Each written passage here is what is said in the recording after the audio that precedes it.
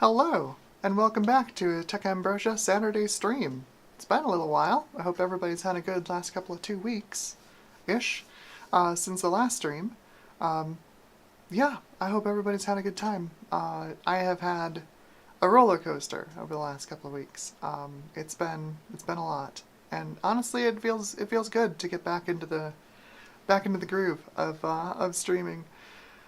But let's say hello to chat, because we've got a lot of folks already here. Yinzi, hello, welcome to the stream. Dave's Vintage Apple Tech, welcome to this stream. Jack, 68K, welcome. Good to see you again. Ryzen 9, 3900 XT. Says P2, this is going to be awesome. And guess what? This one actually runs, SpeedSys correctly. Martin Mack is here, hello, welcome to the stream. Sleepy Malibu, hello. It's been a while since I've seen you on a stream. Good to see ya. Oh, we've got Trina here from Trina's Technobabble. Hello, welcome to the stream. And Clarjon OnePlus, welcome back. Good to see ya. Also, oh, that's it. All right. That's all we've got so far. Feel free to say hi in the chat when you hop in. And let's get this show on the road today. The stream's going to be a little shorter. It's not quite as manicured as some of my other streams. I basically came up with this idea last night as I was like, oh shoot, I need to stream tomorrow. What are we gonna do? However, since I saw Phil from Phil's Computer Lab did a basically a build guide on building a slot 1 retro PC, and then Colin over at This Does Not Compute also took in a wayward Dell Optiplex, a Dell Dimension XPS from the late 90s. It was also a slot 1 system. I thought, hey, you know what? Let's do some slot 1 fun. And as I was thinking of what could I put together really quickly for stream, I looked over to the other room where I had been storing my permanent DOS gaming PC in its semi-assembled state. So that's what we're going to take a look at. It's not finished. I hope it will be finished sometime. I'd like to use it. This is why I'm building it, but let's take a look at it and I'll show you around. So this is the beastie in question. I've got a Pentium II, let's see, I thought it was Clemath. It's not. It's a Deschutes Pentium II 300. We're running on a 440LX system board. So this was the first chipset that Intel released with AGP. So we've got original AGP in here, and I've got a Riva 128 plugged in here for the AGP card at the moment. And then I've got my Voodoo graphics. If you're ever wondering, like, what am I doing with my Voodoo? It lives in this machine for glide games, especially for, like, late DOS, glide games. It's perfect. It's exactly what, late DOS glide games are looking for. And then I also have my favorite sound card, which is the ESS Audio Drive 1869F with, you can kind of see it back here, if I pull the network card aside, you can see I've also got a Wave Blaster module on there, and that is the Serdico E-Wave, which is another ESS wavetable module with a megabyte of built-in sample ROM. And I think it sounds great, especially for this period of machine. Like, it's not a Roland. It doesn't sound like a Roland. It doesn't sound like an SC55. It doesn't sound like an MT32. It doesn't sound like anything you'd expect, out of a high-end PC sound system. But it reminds me a lot of my old Gus, my Gus Max that I played a lot of games on back in the day. And I think it sounds really terrific with a lot of DOS games. Like, Doom soundtrack sounds really good on it. Duke 3D soundtrack sounds really good on it. And actually, Warcraft 2 kind of sounds okay on it. I tend to use the ESFM, the enhanced ESFM for Warcraft 2 in DOS.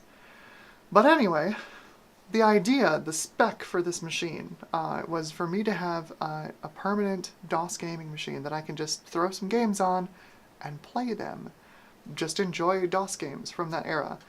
Slot 1 was one of my favorite systems back then. I put together I've talked about it on the streams before, but I put together a really high-performance, overclocked Celeron back in the day as my Slot 1 system.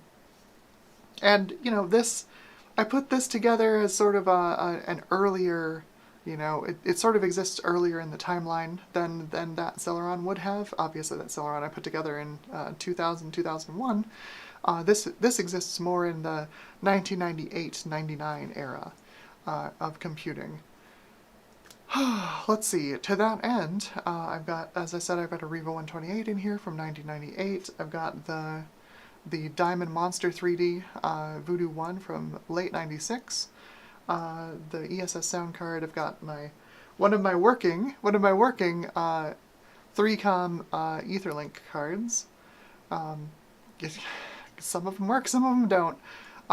Surprisingly, this is not my original. I actually still have the original Etherlink I had way back in like 97. For some reason, my 18, 19-year-old brain decided to keep that card and not the Gus. I don't know why. I was clearly not on not on anything good back then. But yeah, that's the system.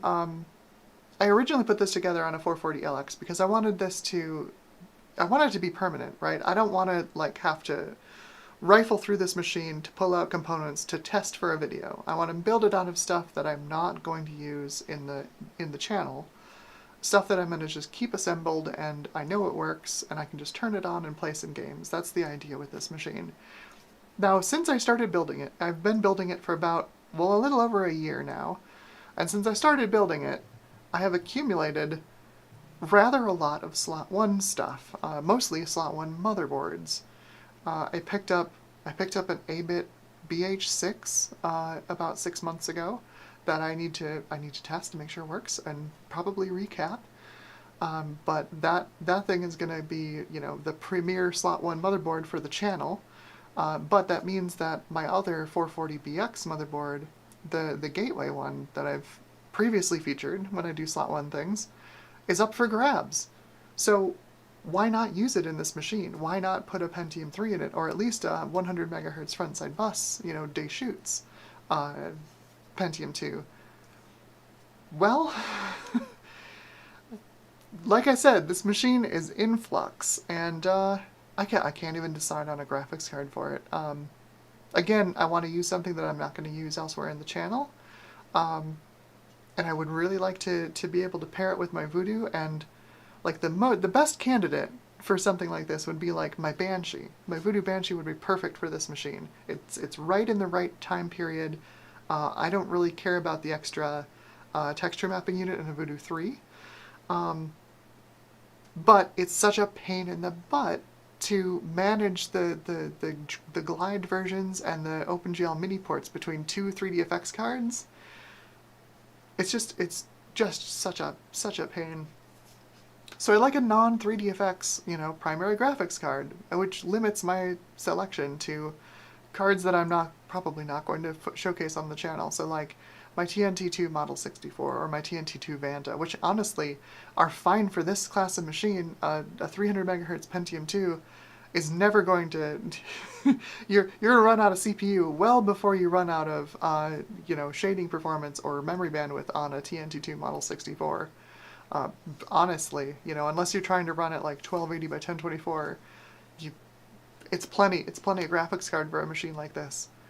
But yeah, again, I can't decide. I'd really like a Savage 4, an S3 Savage 4 for this machine, because I've tested it in here.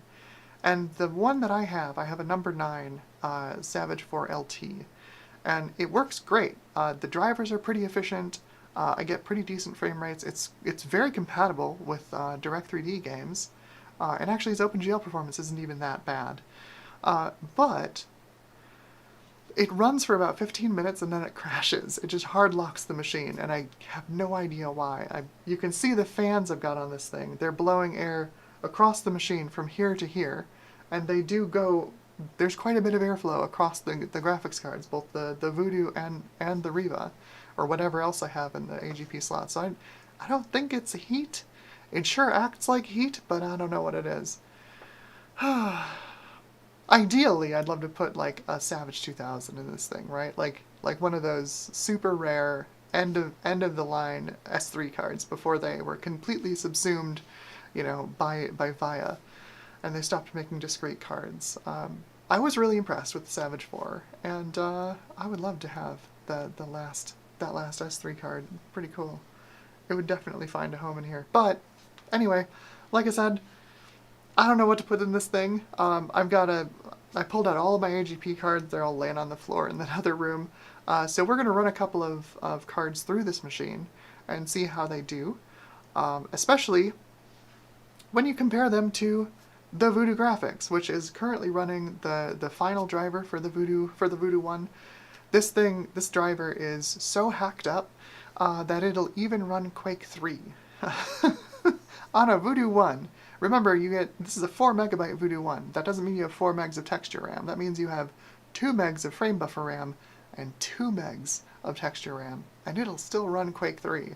So it's a bit more of a competitor than you might think, despite its low fill rate and shading performance, you know, running at stock speeds at 50 megahertz. So let's get into the system. I've got it running. We will switch over to the desktop. I've been running some tests on it while I was preparing for the stream. Don't make me a liar. There we go. Okay. Last thing I need from this thing. But yeah, I've been frantically reinstalling my games and demos that I have on this thing because it was running Windows 95 OSR 2.5, which it was running quite happily. And then I started getting weird issues with the glide DLLs. Like I said, if you have 2 Voodoo cards in a system, you've got to like shuffle them around in order to get a game to run, a glide game to run on one card versus the other. And at some point, the glide DLLs got cross-linked. So you had 2 logical files in the file system, and they were sharing bits on the SD card, on the hard drive. And I think it's a problem that's unique to FAT and FAT32, because I haven't heard about cross-linked files anywhere else in any other file systems. But basically it meant that the Windows 95 install was pretty properly hosed.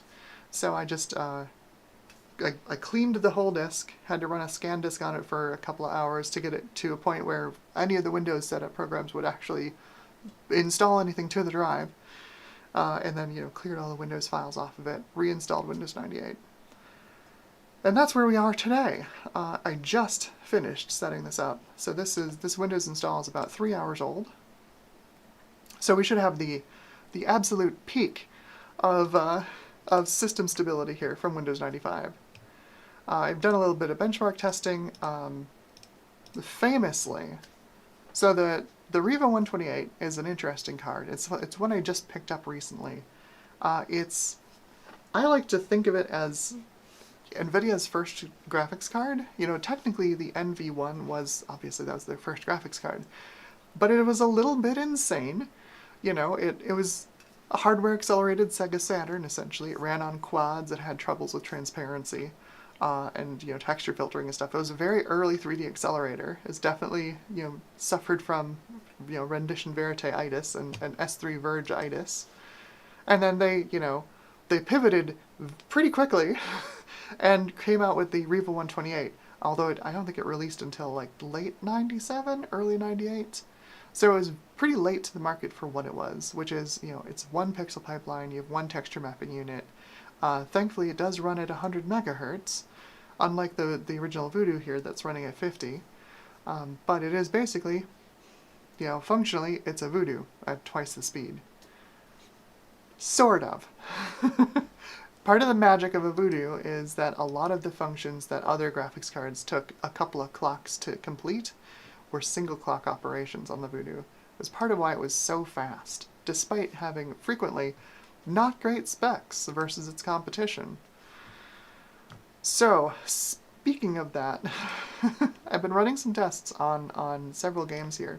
Got Forsaken, Expendable, Quake 3, GL Quake. It's a surprisingly capable graphics card, despite being as slow as it is. So I guess the first thing I should do is let's check out good old Expendable. I'll show you what it looks like on the Riva. If you've never seen a Riva 128 do its thing. It's mostly a Direct 3D card. This driver that I've got installed is 3.68, and it's got an OpenGL CD. It's not the best OpenGL CD I've ever seen, but it is functional. Like, it will run, GL Quake and Quake 3 just fine. Not particularly quickly, but it will do it. But primarily, the Riva 128's sort of the same way with the TNT, although the TNT was much better at OpenGL. Mostly designed to be a Direct 3D card. Mostly designed to be a Direct 3D card. I think technically this is DirectX 5 compliant graphics, 3D accelerator, which is also, the Voodoo graphics is also technically a DirectX 5 compliant 3D accelerator. Both cards obviously can multi-texture. They just have to take, the pixel pipeline will stall while the texture mapping unit, puts the two textures onto the pixel. So you don't get two textures per pixel per clock, just the one. So let's run this benchmark and we can see what the Riva is capable of. Both of these cards are 4 megabyte graphics cards, but obviously the Riva has a unified frame buffer, right? We've got just 4 megs of SGRAM on it. That's used for frame buffer and video memory, versus the split memory model in the Voodoo, where you've got 2 megs for the FBI chip for the frame buffer interface. You've got 2 megs for the TMU, the texture mapping unit. Technically, the Riva 128 can do like 800 by 600 because it has that much VRAM, but practically, it's just not fast enough to do that kind of resolution effectively.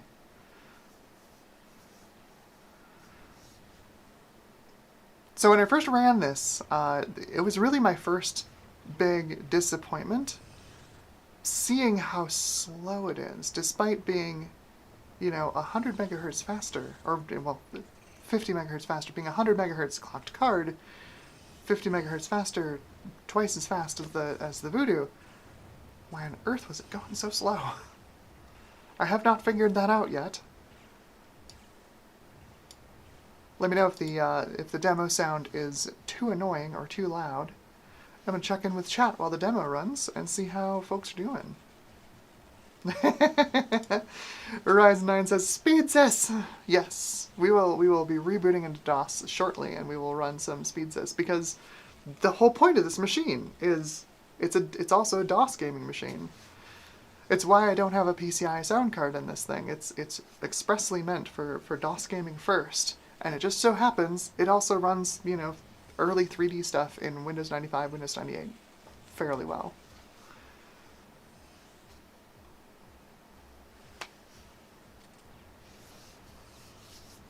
So, what do we got going on? Well, joining us, along with Jack68K, we also have George Z88. Welcome. Welcome to the stream. Alright, everybody gets to pick one processor. Put in your name. Udem's back. Hello, welcome back to the stream.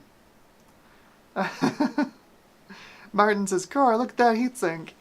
That is not even the biggest heatsink I have on a slot 1 processor. I have a Klamath 300 megahertz Pentium II, which is just a chonker, just a real chonker of a heatsink. It's wild.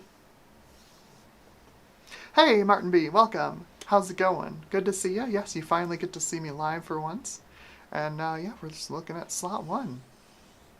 Silly things with slot 1.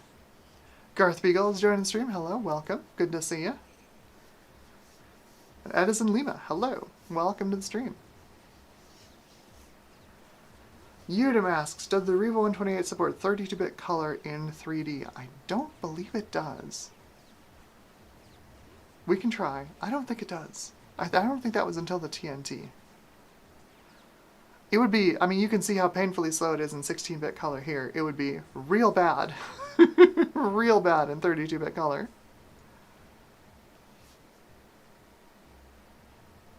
As a reminder, this is a 300 megahertz Pentium II.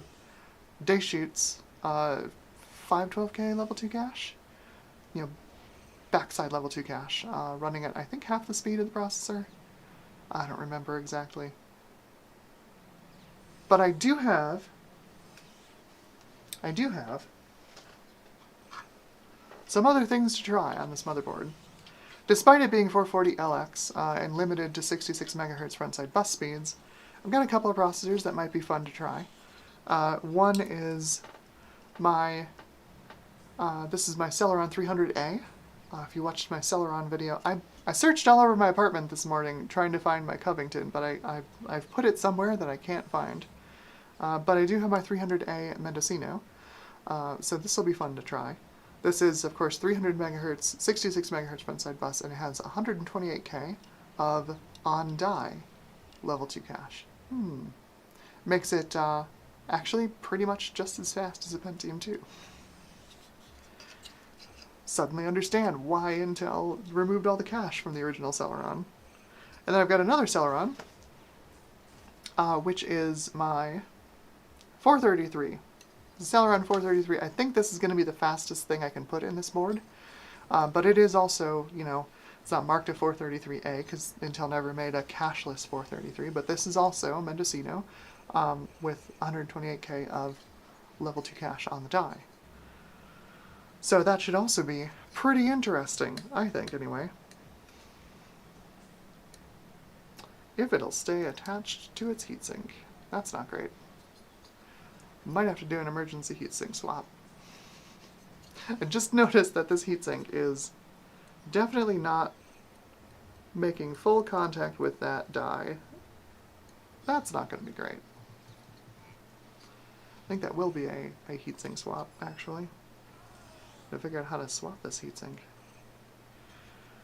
I have a spare. I actually took the heatsink off of my Covington because it had a third-party heatsink on it. I think a Cooler Master heatsink actually, but it's pretty beefy. I wanted to swap it with my my Mendocino because I want to overclock my Mendocino. Oh yeah, this is not great at all. I guess we'll do that later in the stream. That's gonna have a bad time otherwise. Well, at least try the 300A. It should go basically the same speed. In a couple of games, it might actually go faster. That'll at least tell us if the board, if the BIOS on the board supports Celerons. I have no idea what this board supports. I've only tried my couple of Klamath and Deschutes Pentium IIs on it. 440LX I think ended up being used rather a lot for Celerons, I think. It was one of those. I forget which one it was, but I thought it was 440LX. That was mostly ended up being like the Celeron chipset, you know, before Socket 370 came out. But yeah, anyway, this is pretty disappointing. We're at 15.2 FPS or so. Not great.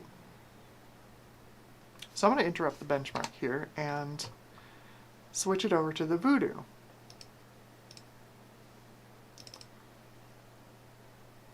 Bear in mind, the Voodoo is 50 megahertz. It's half the clock.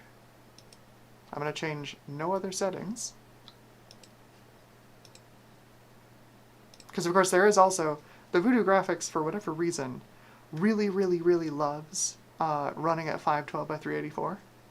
It loves 640 by 480 less, but 512 by 384, you get some weird scaling with it. Like, it goes much faster for whatever reason.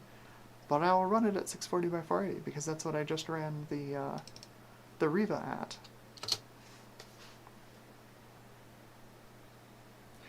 You can tell immediately it's running on the Voodoo because everything's brighter.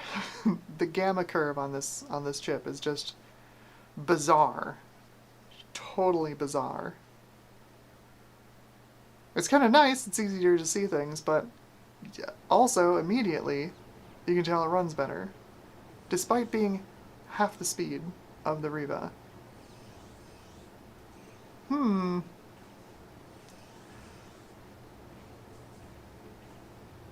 And like, this is a Pentium II, so like, it's not because of like SSC in the driver or something, you know. I don't doubt that the driver for this is more optimized, despite the Riva running on a pretty old driver, detonator 3.68, pretty old.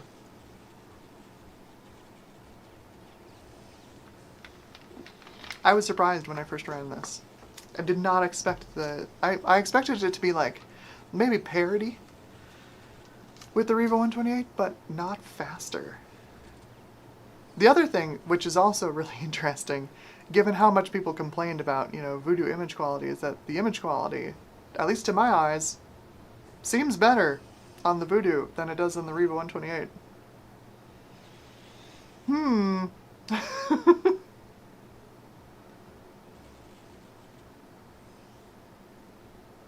Like, there's the dithering in transparent textures doesn't seem to be quite as severe on the Voodoo as it is on the Riva. Oh, also, if you notice at the very top of the display, the fog is rendered correctly on the Voodoo. I didn't catch it last time I ran it, but when I did the official benchmark run, I noticed that the Riva just doesn't render any fog. I don't know if it's because this is table fog and the Riva 128 doesn't support table fog.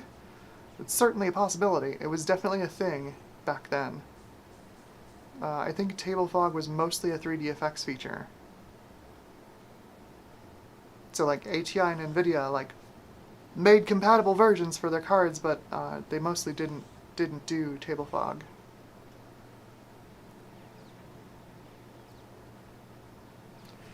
But yeah, I don't know. This one really surprised me.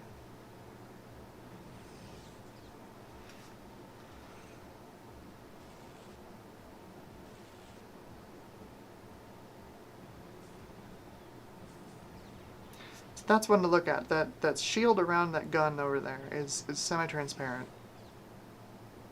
And I feel like the dithering on the Voodoo isn't quite as awful looking as it is on the Riva 128. I don't know. It seems less bad.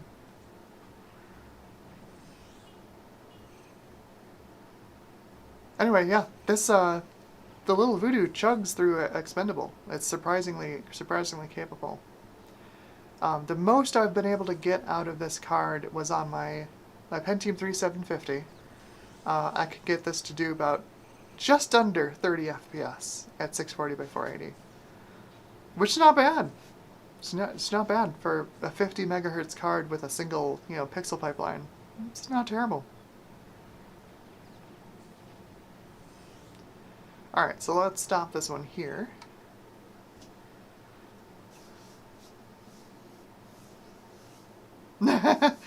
Martin says, time zones are not helping me with your streams, unfortunately. It's past midnight here.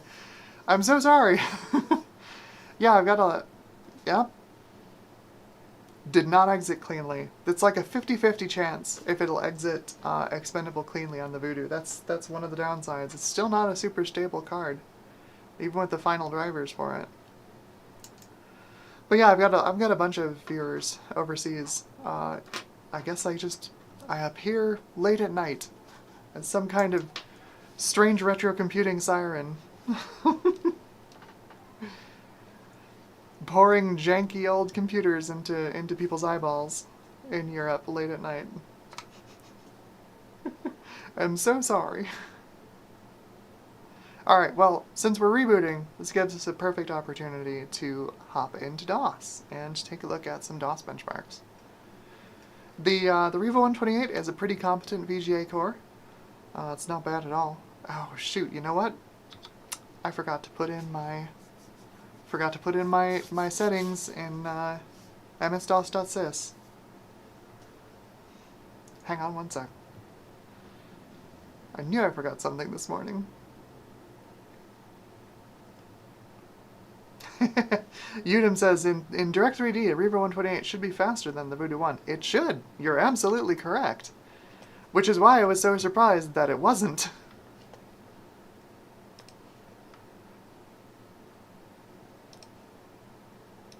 I'm like, you can rightfully criticize me for using way too recent drivers on some of these things, but this is Detonator version 3. This is a version of this driver specifically meant for the Riva 128.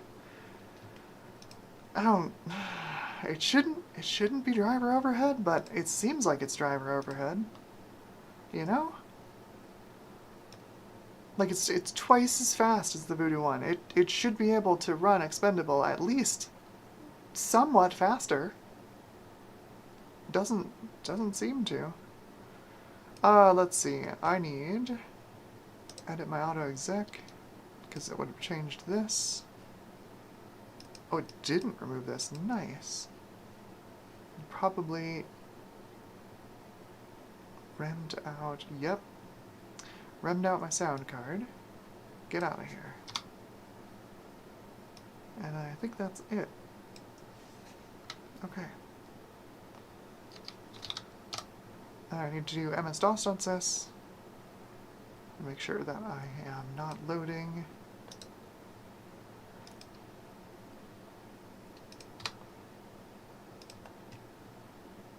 That's the key right there. Boot GUI 0. Now let's see if it'll let me save this. Nope, of course not.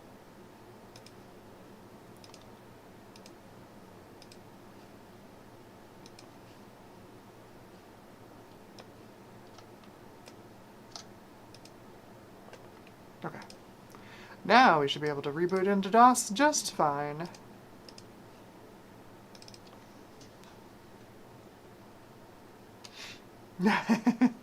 George Z88 says, Voodoo cards always had better eye candy. I mean, that's debatable. There was quite a bit of fuss made over the Voodoo 2's 16-bit output back in the day versus the TNT and the TNT 2's 32-bit output. There we go. We are in DOS. Okay, so running the DOS benchmark pack. We can run a speed sys here real quick. CPU's in protected mode. Why is it running EMM386?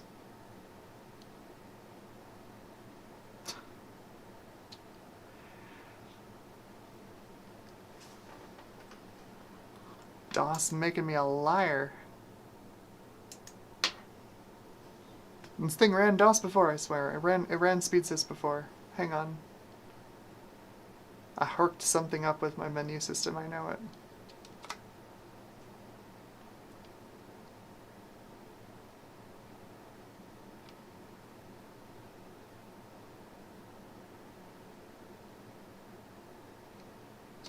That should be DOS, no EMS, okay.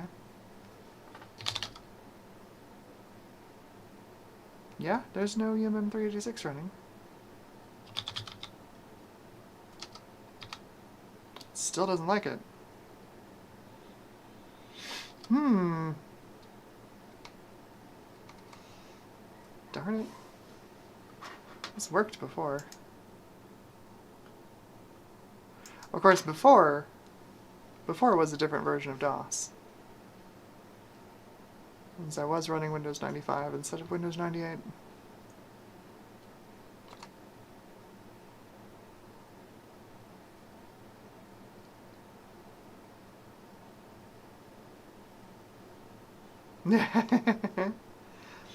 Raz9 says Celeron 300A. King of the OC. It's pretty great chip. Okay, what is going on with my... Did you mess with my config sys windows? Hi, ma'am, setver. Oh, there you go. EMM386 is running. No EMS. Yeah, no, get out of here. Get.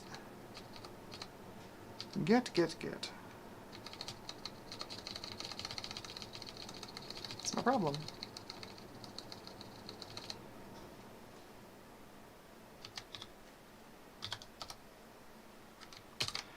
Okay, apologies for that.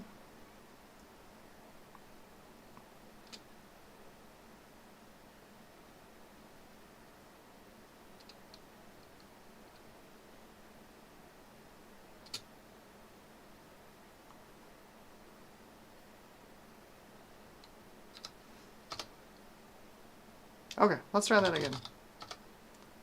Speed sys. That's more like it.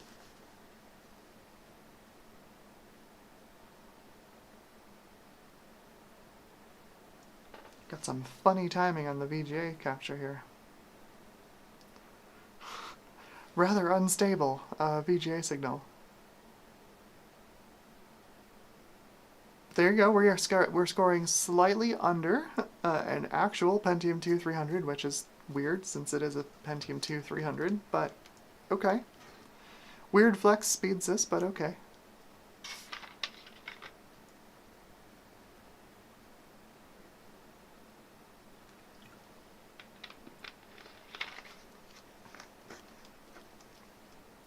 It is taking its sweet time to test all of our RAM.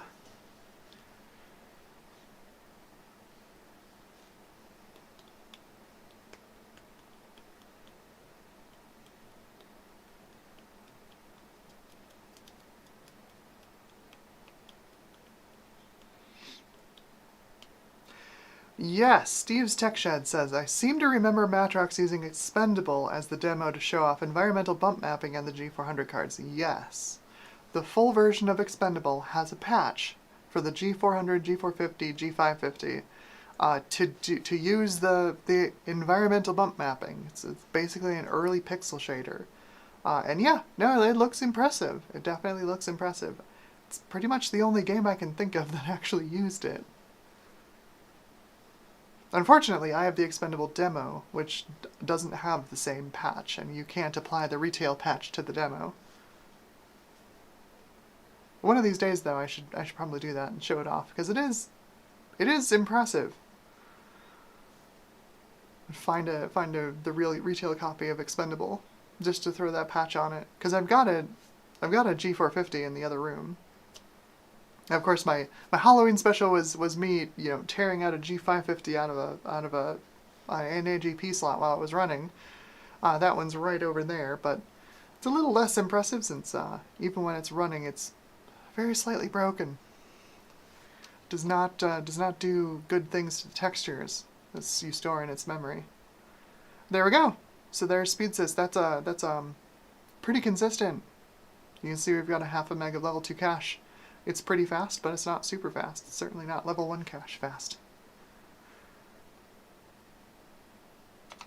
Let's do some Quake. So DOS Quake at 320 by 200.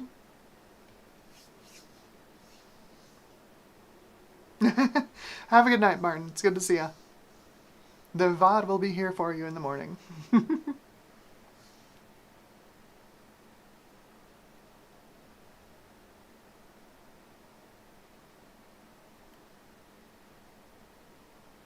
62.6 FPS. Pentium II was the way to play Quake back in the day. Silky smooth. Silky smooth. So let's do a quick Doom on this, because the integer unit on the Pentium II is also quite nice. So Doom should run very nicely. Assuming that the Riva 128's VGA core is at all competent, which it looks like it is.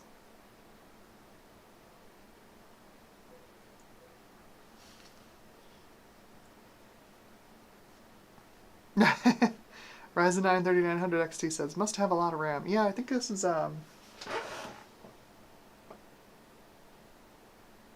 doesn't say. I think it's 256 megs. I believe I have sat through the entire memory check a couple of times. Either was I haven't been paying attention while it's been booting, or I actually wanted to make sure that the stick was okay. Yeah, 256 megs of SD RAM in this thing, which is plenty for Windows 98. It's borderline too much, but it does okay. So yeah, we're running just under double normal speed. So 2134 game ticks would be, if you did 2134 game ticks in 2134 real ticks, you'd be running at 35 FPS. So if you do it in fewer real ticks, which is wall clock times, that's id speak for wall clock time, if you do it in half the number of game ticks, is half the number of real ticks is game ticks, you're at twice the frames per second. So we're at We're over 60 at this point, I believe.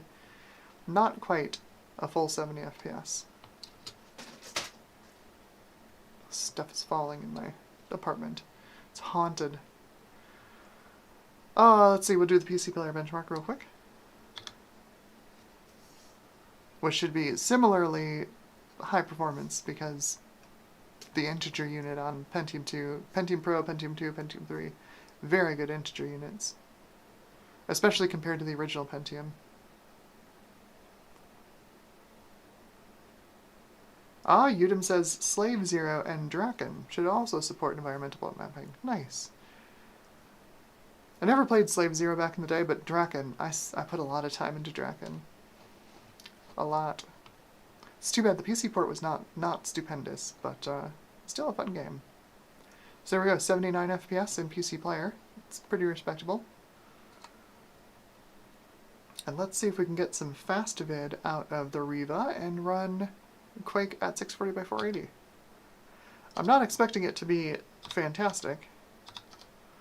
We've done this in the past, and we usually get, if fast vid works correctly, we usually get about 1/4 the frame rate. So we're shooting for about 15 FPS here. Let's see. It's cutting off the left character on the VGA capture, so that is CDE. So Quake at 640 by 480. That's not bad. That's more than 15 FPS, I think.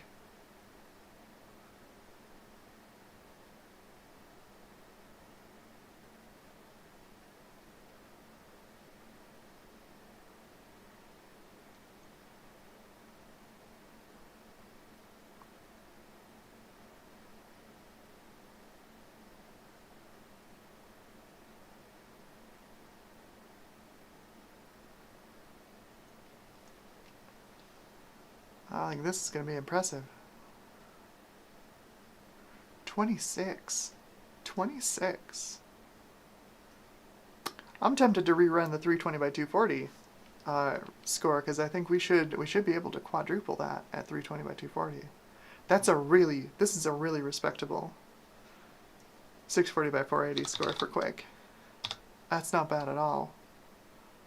Alright, so if I rerun Quake at 320 by 240, do we get any performance improvement? Yes, we do. Fast vid works at 320 by 240, or 320 by 200 as well.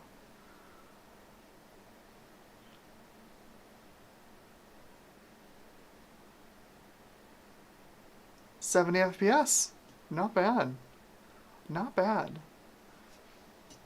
Reaper 128 makes a really nice DOS card. Very nice. Very nice.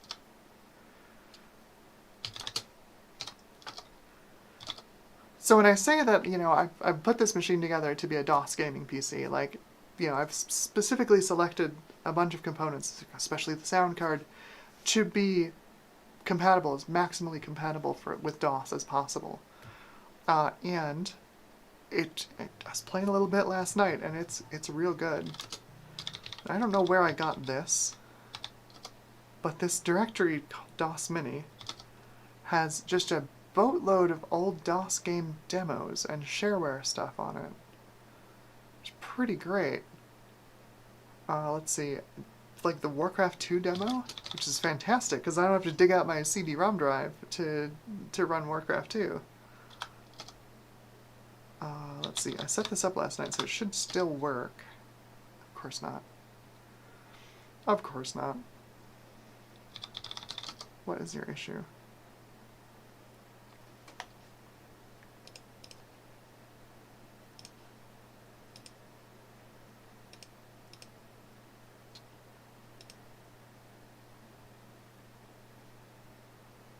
Y'all hear any of that? It's a little quiet in DOS. The mixer isn't turned up quite as much. Turn up the levels in OBS. Your sound card works perfectly. There we go. I saw that level spike. That's a little hot.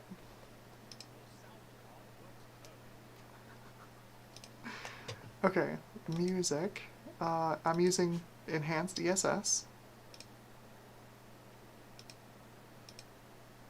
cool.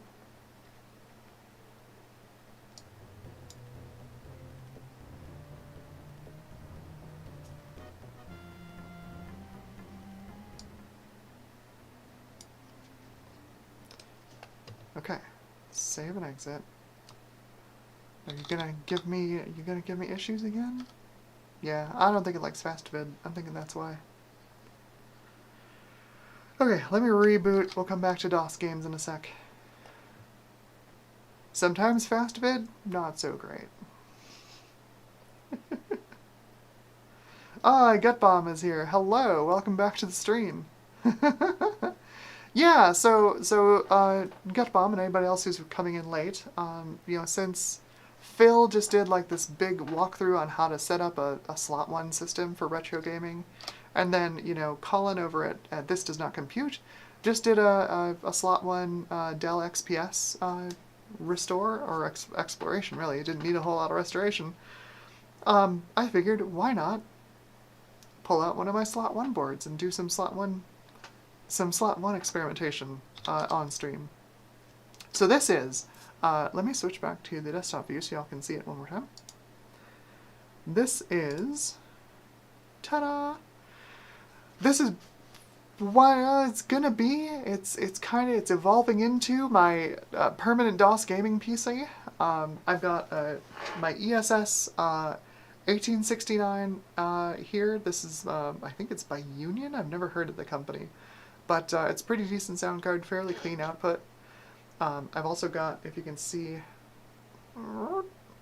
back there, I've got a wavetable module on it. That is the Certico E-Wave, which is also an ESS module. It's an ESS wavetable, which it's got a nice sound. I should, once I'm done showing this off to you, I'll run Duke 3D on it, and you can hear what it sounds like, because I think it sounds pretty good.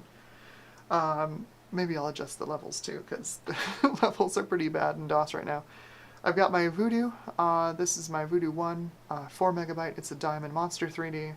And then this is a recently acquired 4 megabyte Riva 128 as the primary graphics card right now. Mostly for testing, because I want to see what it's like. I've never used a Riva 128. I have not been able to figure out, for the life of me, what I should use for a primary graphics card on this thing. I have been going through my entire collection trying to figure out what I should use as a primary graphics card in this machine. Mostly because I've got first generation AGP. This is a 440LX motherboard. The chipset's 440LX. So this is the first revision of AGP. So we've got AGP 1X, 2X, I think 1X. Regardless, when it launched, a whole lot of reviewers were like, "Why does this slot exist?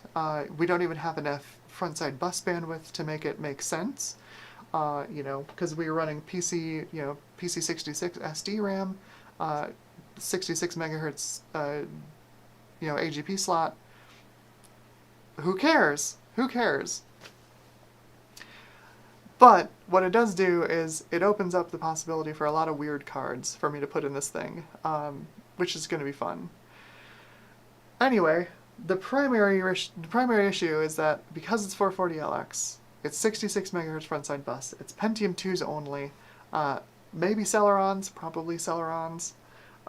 We're gonna try it in a minute because I've got my Celeron 300A. This is the legendary Mendocino overclocker.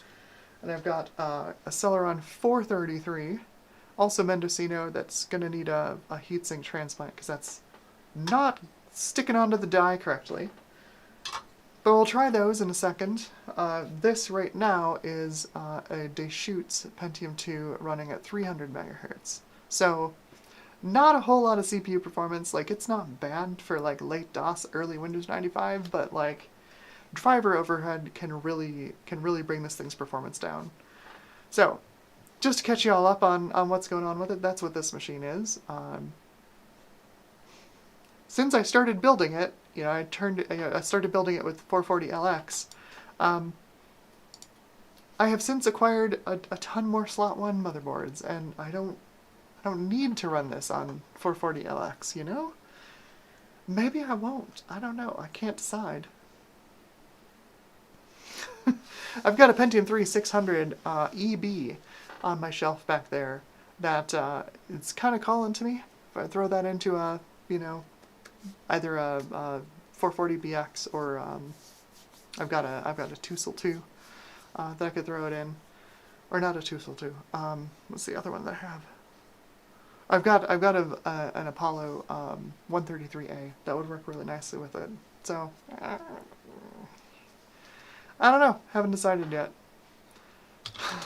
Anyway, we're here in DOS. Let me. Oh, let's see.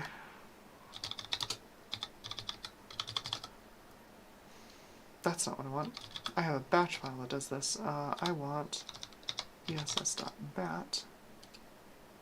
Oh, it's essconfig.bat. I can't remember my own batch files.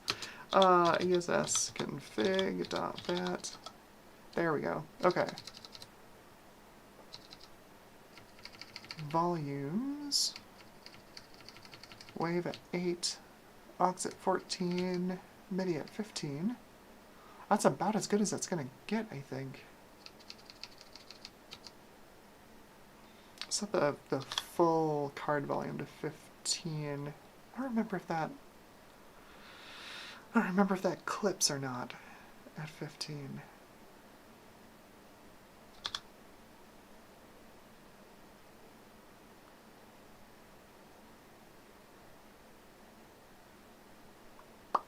I'll leave that there.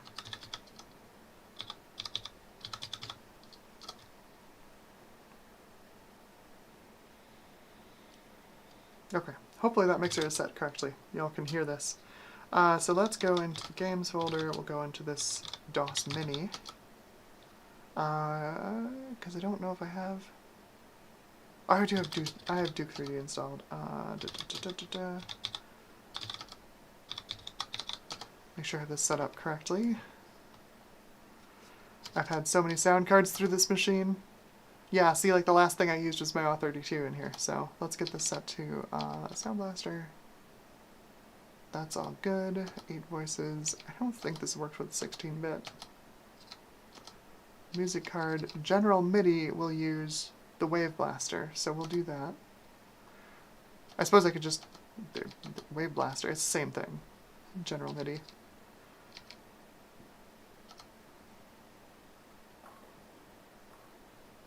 Looking at the levels, looks like we've got audio. And we've got music. Hopefully it sounds okay. I don't have audio pass-through in OBS enabled, because otherwise you'd hear it through my microphone, which is right up here. Right there. Okay, so, let's play some Duke.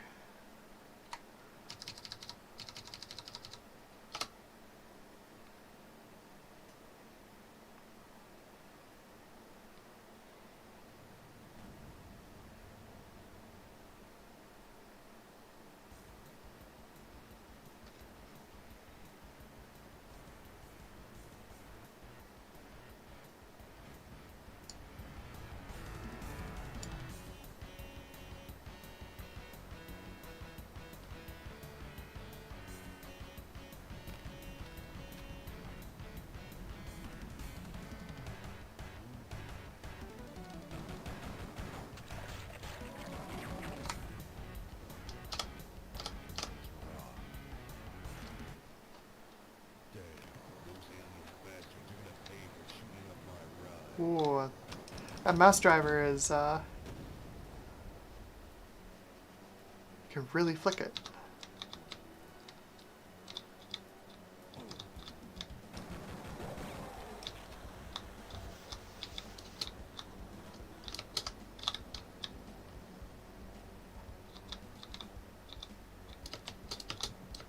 Get me up there, get me up there, get me up there. There we go.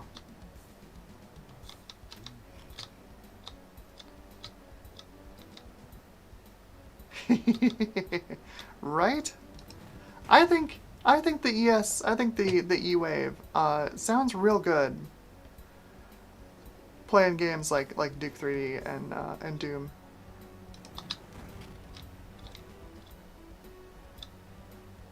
I think it's a pretty good time.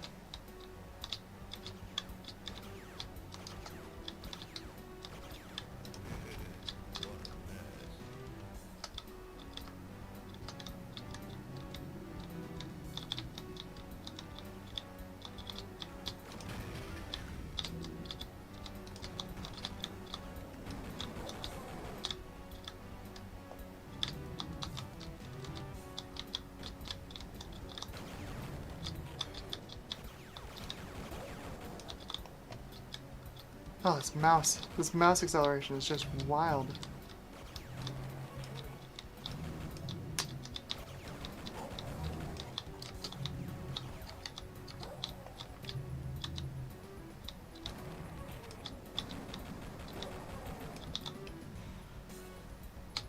There we go. Like I know I've got a tilde key on this keyboard somewhere nearby.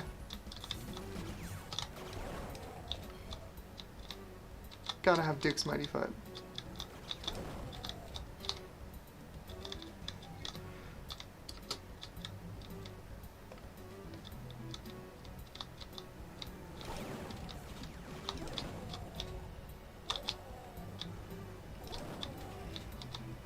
So yeah, runs DOS stuff real nicely.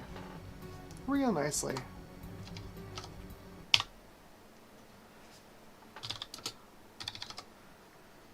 Turn that down. But yeah, that's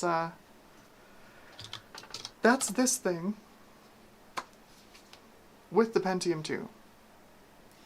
So let's do a quick refresher on Quake without FastVid installed. I guess maybe FastVid's a good idea. What do we got? 70 FPS with FastVid? Let's see. If I turn on FastVid,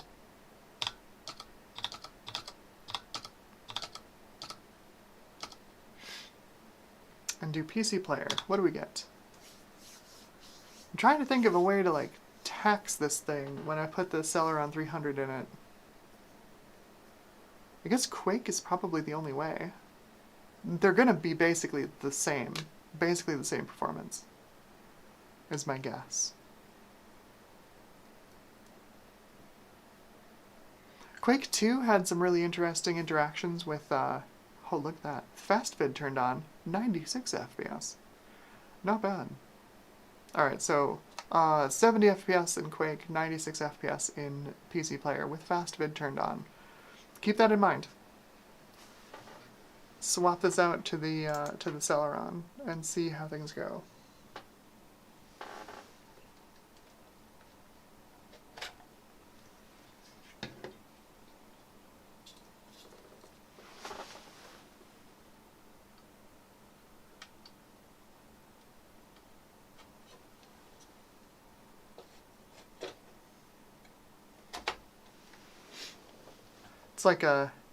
It's like a cat when they get wet.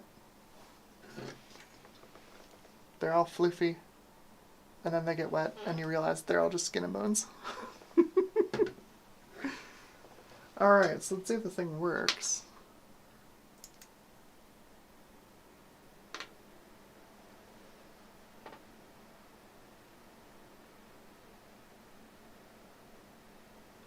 Hey!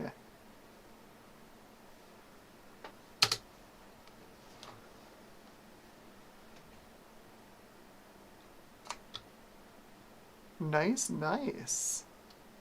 Even sees it as a 300A. Well, first thing we're going to do is speed this. See that nice, fast on-die cache.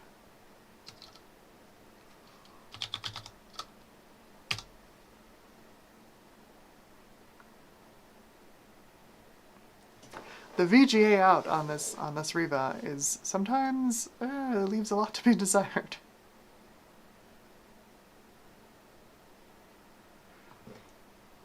Benchmark score is basically the same, which makes sense. This is essentially a Deschutes score with some weird L2 cache.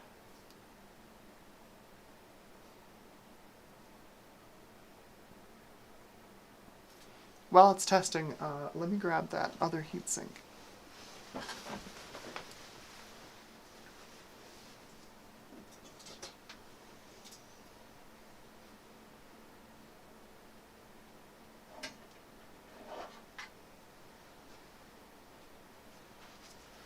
We got a couple.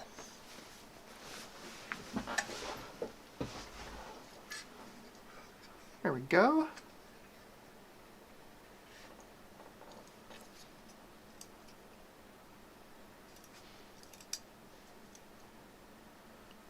don't know if this is gonna work real well.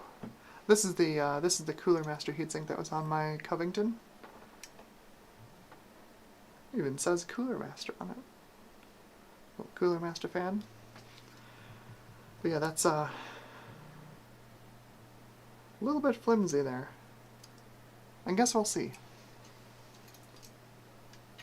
Hopefully it holds on better than this thing, which is very clearly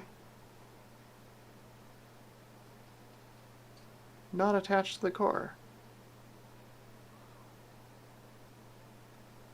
You can see through it. That's not working great at all. Now that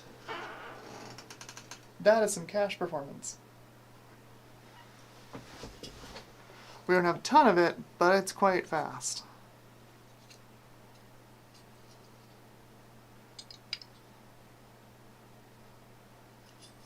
Alright, let me see if I can get this off of here.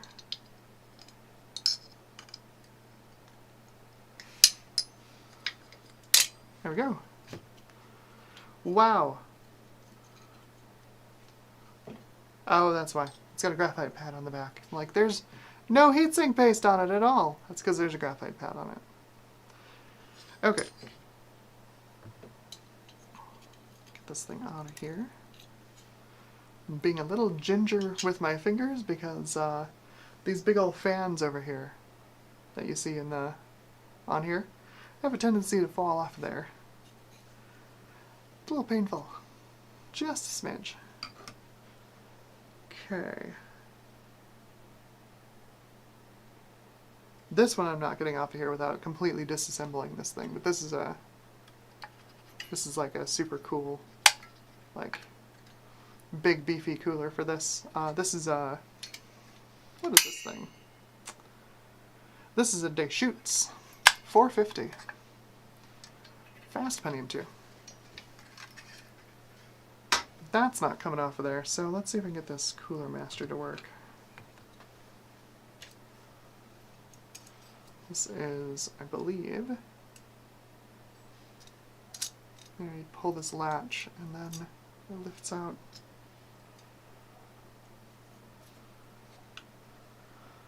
This lived on a Pentium II at one point.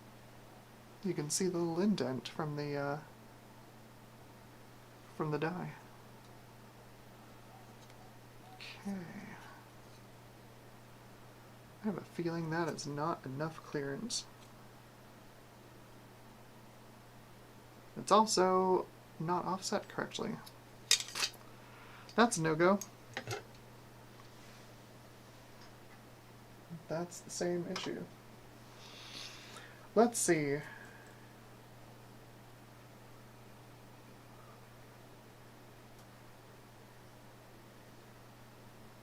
I basically just need to pull this heatsink tight against the back, or against the CPU itself. I could just put the 300 days heatsink on it. We'll do that. Alright, well that's fun. Okay, so we see our cache. It's nice. Let's see what we get out of, let's turn on fast vid and see what we get.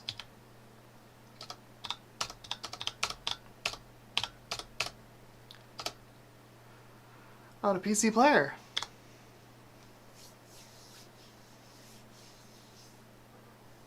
Ryzen 9 says, cache, the best memory. Oh, if everything could be cache. Wouldn't that be nice?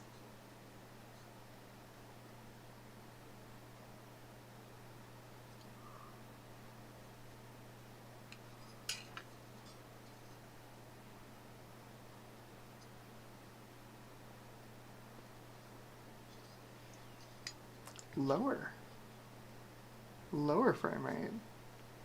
This makes use of that level 2 cache. I'm surprised, honestly. I'm surprised. So let's see what Quake does. We got 70 FPS before, with fast vid turned on.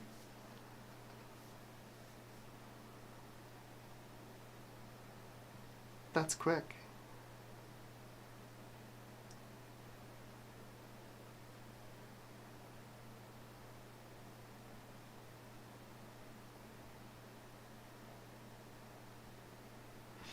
61.8. So yeah, we're slower than the Pentium II, unfortunately. Bummer.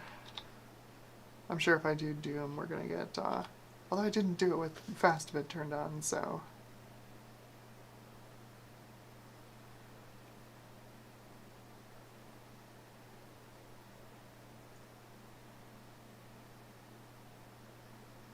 No.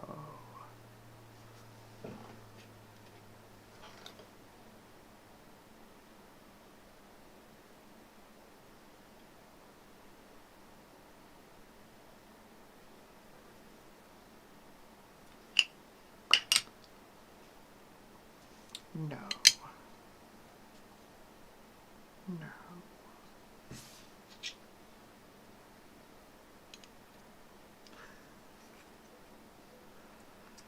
Oh, that would be so funny.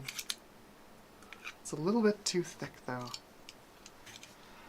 Just glancing at my desk, I'm like, I have this stupid Pentium 4 that came out of something, I think a motherboard that I bought. I'm like, what if I use that as a spacer?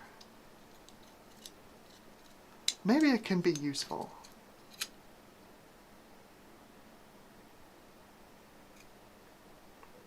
Oh, I see. I see the problem. If you just put this on here without the heatsink, you can kind of see that this side hangs down quite a bit more than this side. And that's, I think, entirely why it's uneven. Well, maybe it's just a matter of bending this back.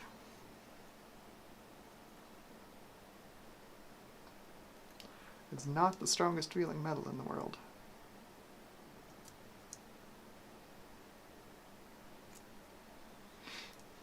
Well, let's see what we can do with this.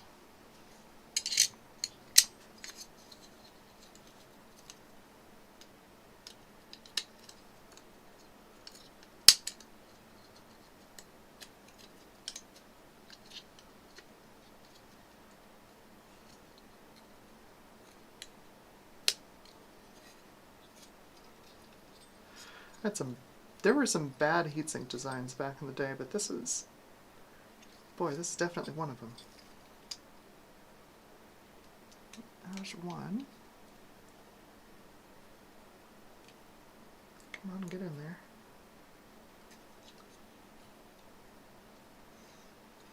Riveting television, I'm sure. Sorry, hang on.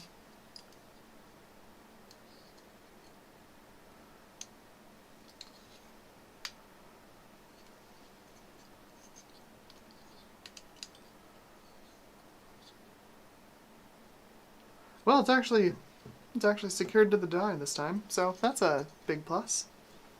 Alright, I guess we'll find out if this works. I'm going to make one little stop off in the BIOS to see what it offers for CPU speed. As it, you know, suggested you stop there to make sure the CPU is running at the right speed. Do you have any overclocking capabilities, little 440LX board? I didn't expect you to have any, but let's find out. Oh yeah, so that's basically the same speed, 1151 real ticks. Pretty much the same. Okay, so reboot. Hop into the BIOS.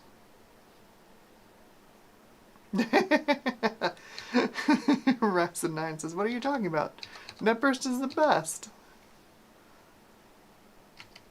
Okay, speed easy, CPU speed.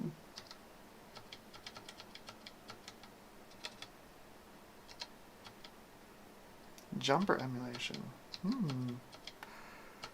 We've got bus speed. Yo! Heck yeah!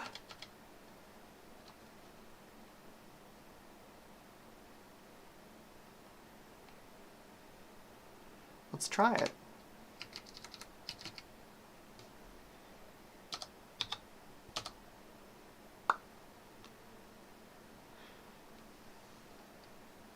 Come on, Mendocino. Give me those clocks. 375 megahertz. That's more like it.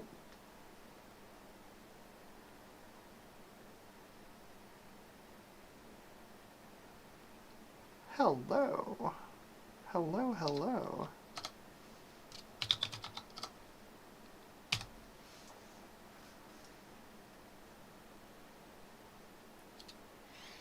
And it's just that easy. Overclocking a Celeron 300A.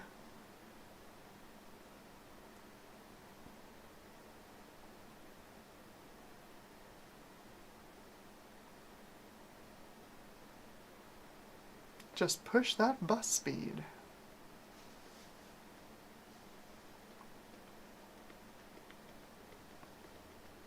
I'm pretty sure I have PC-133 in here.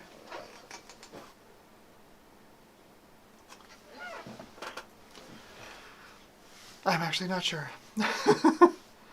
Speedsys certainly seems to think it's PC-133. The stickers on the RAM tell me absolutely nothing. Complete gibberish.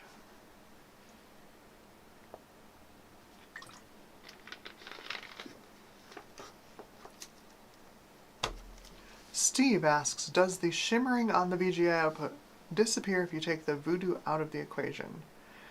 That's a good question. I'm not sure. Generally, I haven't had a problem with the voodoo adding, like, VGA artifacts. And the thing is, like, if you change resolutions, the shimmering will go away. So, I don't know if it's the refresh rate or if the, I don't think the capacitors on the Revo 128 are particularly tired.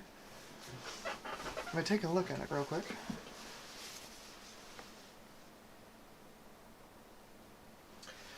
Well, they are surface mount electrolytic, so they could be going.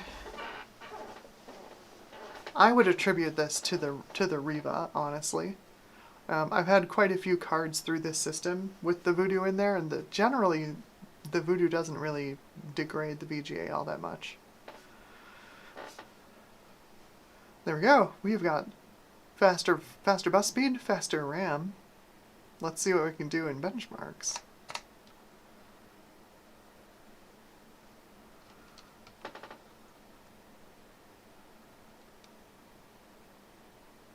So let's just do... I guess I gotta do FastVid. I've been doing all this with FastVid turned on, so...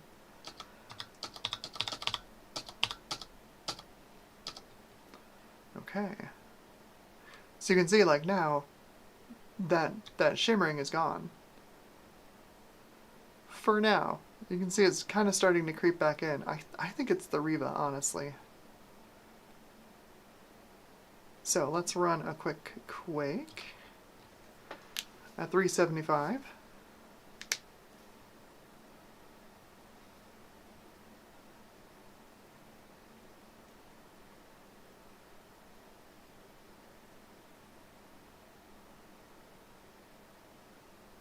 .76 FPS. That's more like it. That is more like it. Let's do a PC player real quick. Real fist quack? No, fast quick. That's it. That's how words work.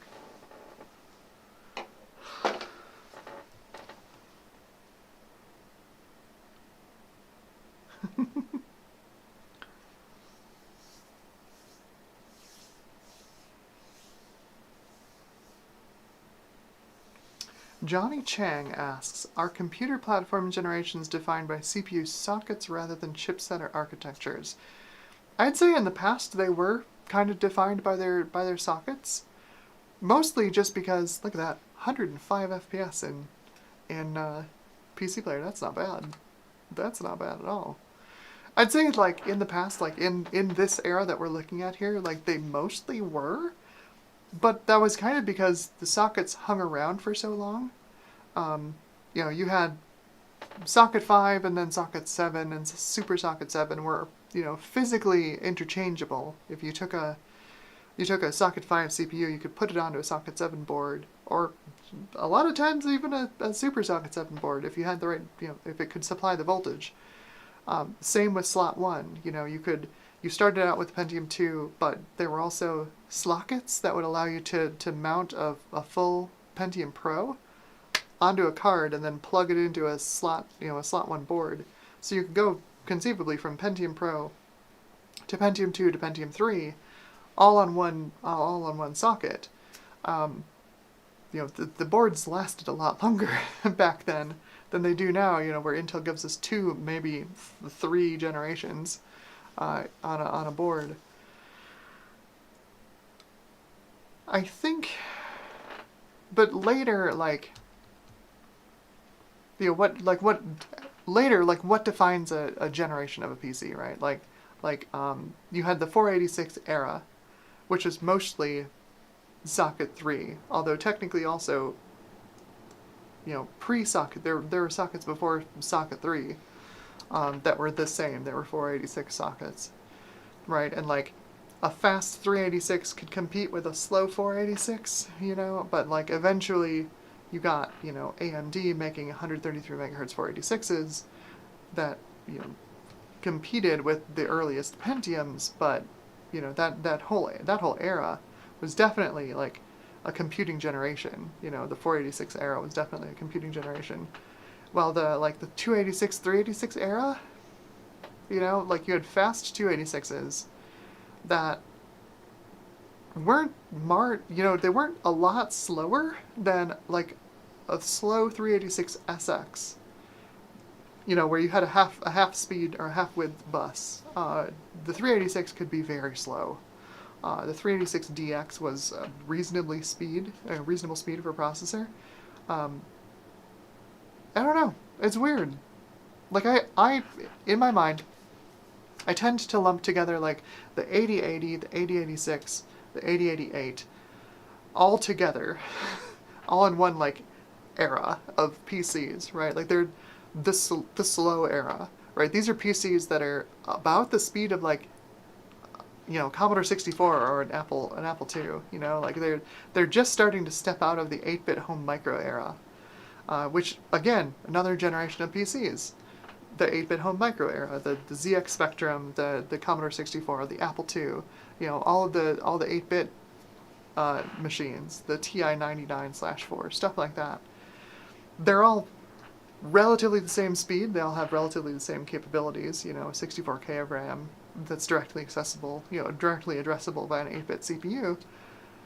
And then you start to step out of that into the later, the 16-bit era, with the early Macintoshes and the Atari ST and the Amiga and stuff like that. And of course the 8086 and the 286, also being 16-bit. Really wasn't until the 286 where you could get a large amount of RAM in a PC, but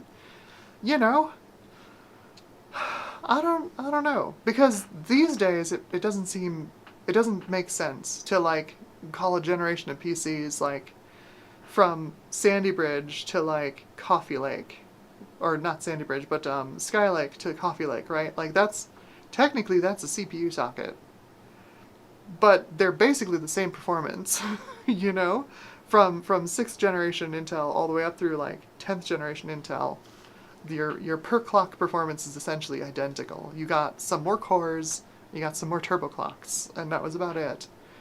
Is that a generation? Is that a generation of computing and in that era? And then what about AMD at the time, right? AMD during that era launched AM4, which started out with performance way back in Intel 4th generation with the Ryzen 1000, and ended its lifespan with performance in Intel 12th generation, with the 5800X 3D. Is that a generation of PCs, right? I don't know. It's weird. It's real weird. Consoles are super easy to demarcate, because you've got the 6th generation consoles, the 7th generation consoles, the 8th generation consoles. They're fairly discrete, and their capabilities are usually significantly better than previous generation consoles. And on PC, it's just kind of a big amalgam, right?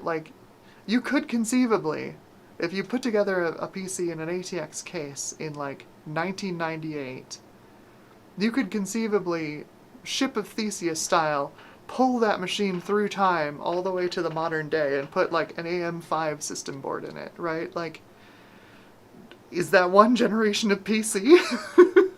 This machine that's been around for 25 years on the planet? Like, I don't know, but also what? It's an interesting question. It's a really interesting question. It's also like, it's one of those ones where I like to, it kind of gets classified in as kind of rhetorical alongside like, is Core 2 retro, right? Like, to some people it is, to other people, no, it's just slow, you know?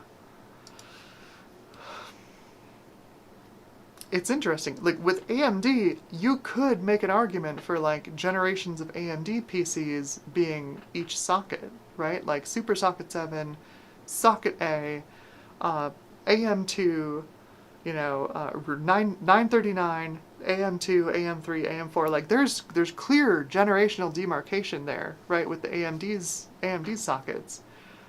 But with Intel, it gets fuzzier, you know? Once you leave socket 775, even with socket 775, you have like 2.6 gigahertz Prescotts on one end, and you have like 3.33 gigahertz, Core 2 quads on the other end. There's so much span of performance across that socket. Is it a generation? It's an interesting question. I appreciate the question. It's good. It's a good question.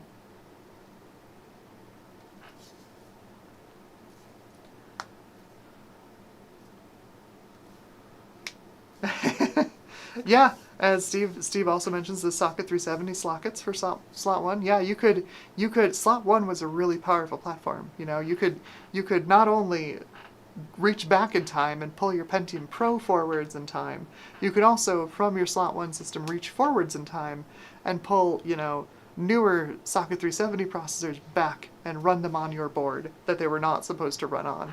It was a great platform. Slot 1 was fantastic. Yeah, and Steve's like, yeah, then you get weird CPUs like the 486 SLC.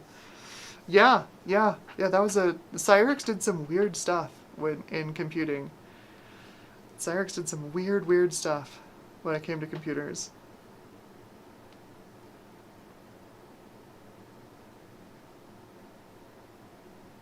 Well, see, so Johnny says, so even game consoles are not a clean cut because, for example, the PS4 versus PS5, and I would argue the amount of performance that you get out of a PS5 versus a PS4, makes that generational demarcation, even though they're architecturally basically identical, right? Like, they're both x86, they have AMD GPUs, but the amount of performance you have on a PS5 versus a PS4, I think, makes that case for that being a generational shift. Like, imagine if you could run Ratchet and Clank on a PS4. I don't think you'd have a very good time. I don't think you'd have a very good time at all.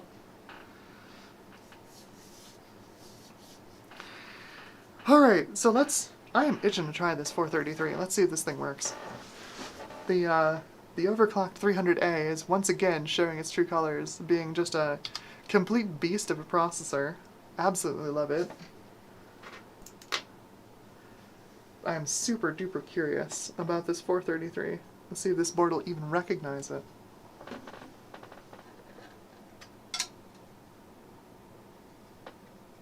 Oh, she's warm. Oh, she's warm. She had a time. I'm genuinely surprised, shooting that much cool air out it, that it was still that warm.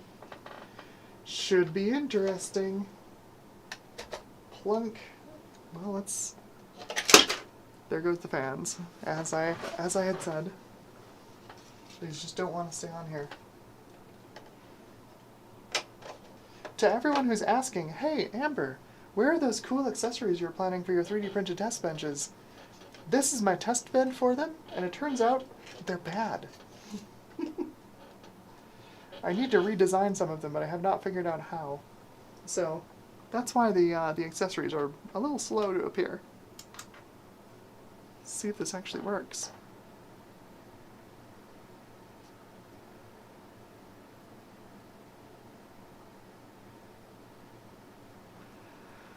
That looks like a nope.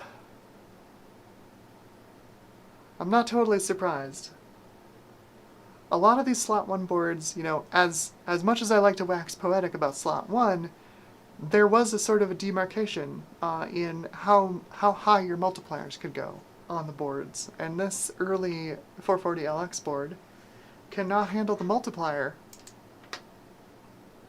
on this Celeron, clearly. It's even pressing the power button doesn't turn the thing off. Gotta hold it down. Yeah, it's not even getting into the BIOS.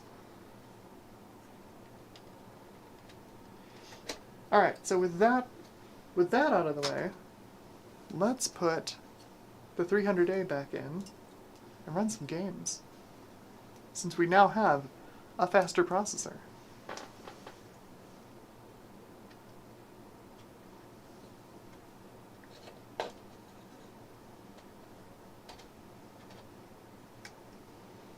Okay.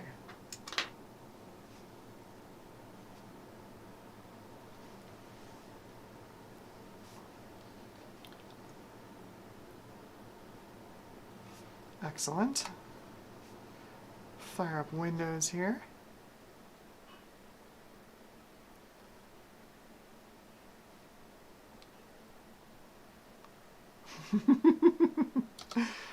Ryzen 9 answers my question of is Core 2 retro with no, it's just slow. There are arguments to be made both ways. You know, Core 2 systems are perfectly usable today. Still, you throw Windows 10 on them, they'll run the modern internet. You can still watch YouTube videos on them, right? But like, try and put like a 2900 XT, a Radeon 2900 XT. Try and put that in your B550 motherboard. See how well that works out for you. You gotta use an older board, like a Core 2 Duo. You know, I think it's gonna. I don't think there's gonna be like a set point where yes, this is definitely retro, unless like PCI Express ends up evolving its physical form factor, right? Like it's just so backwards compatible. It's not perfectly backwards compatible, but it's extremely backwards compatible, which means, yeah, older stuff doesn't get retro, it just turns slow. I think it's a fascinating conversation, though. Let me move my icons around here because we crashed last time. Get my stuff where it's supposed to be.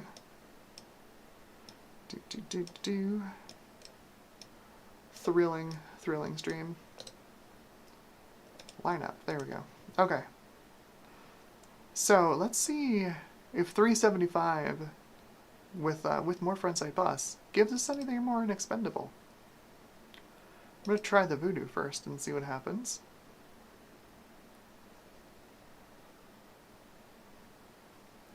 There we go. Same settings we had before. And a refresher, we got average of 21.7 FPS last time on the Voodoo. Off we go.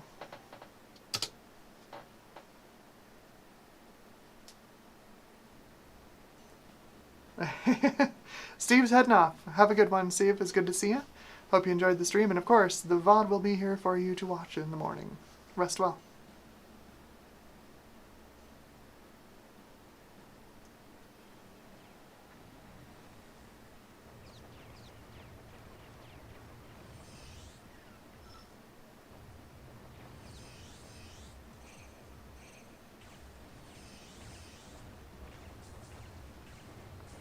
I'm not expecting a ton of extra performance out of the Voodoo, honestly. Like I said, I've tested this thing in my Pentium II 750, and it only returns 29 FPS in that machine. So we were already getting, 21.7 out of this at 300. There's not a ton of headroom left. So I'm not expecting a big uplift in score.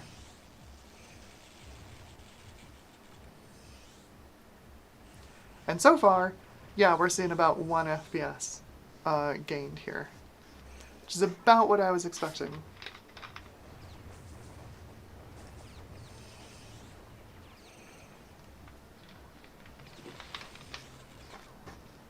I do have to say, though, I'm very impressed with the image quality on the Voodoo.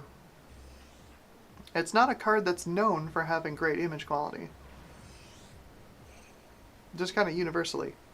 Nobody really loved its image quality back in the day. But it's not bad.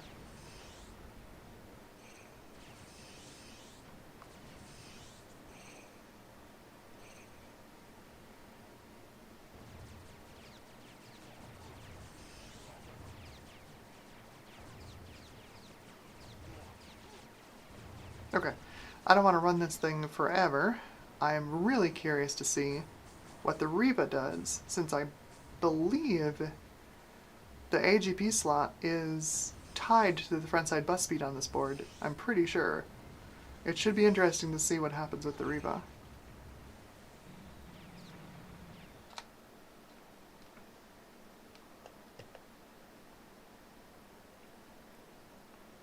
Of course it crashed.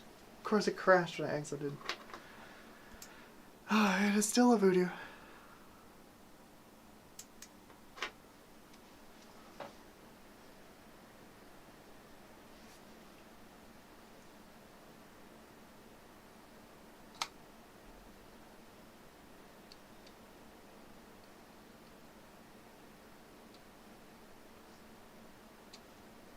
Oh, that's right. I threatened to put some other graphics cards in this thing. Let's boot this thing up. I'll go grab some graphics cards. Hang on.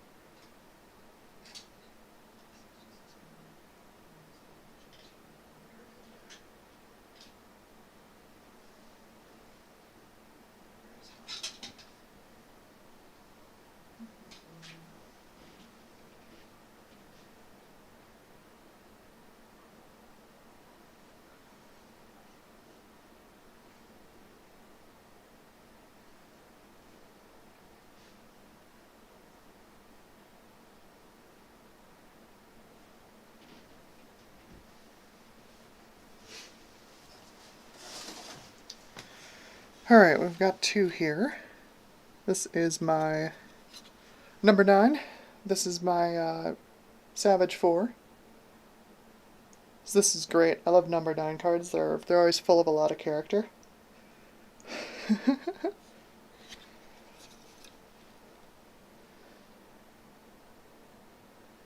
Yeah, we've got a little...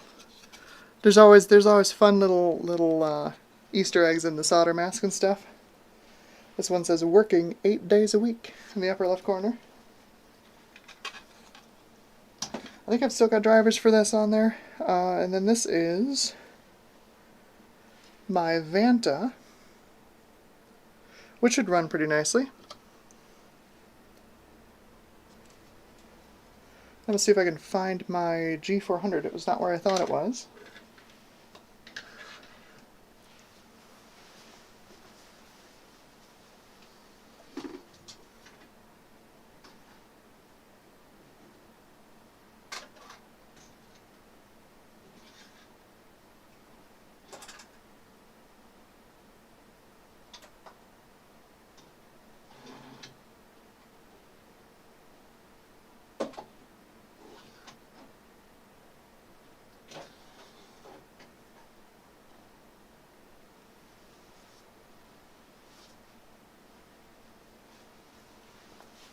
There we go. G450 dual head. Classic Matrox.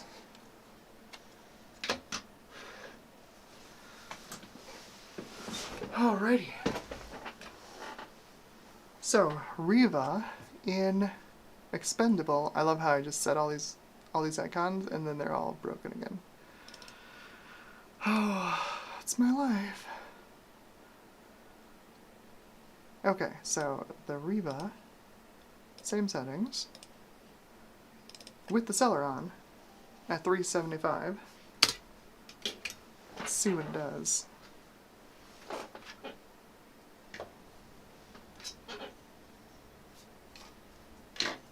Try the Vanta first, I think.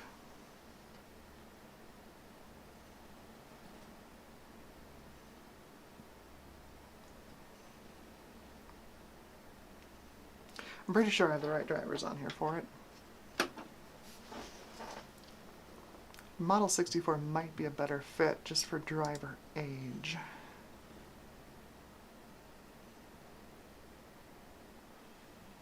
There we go.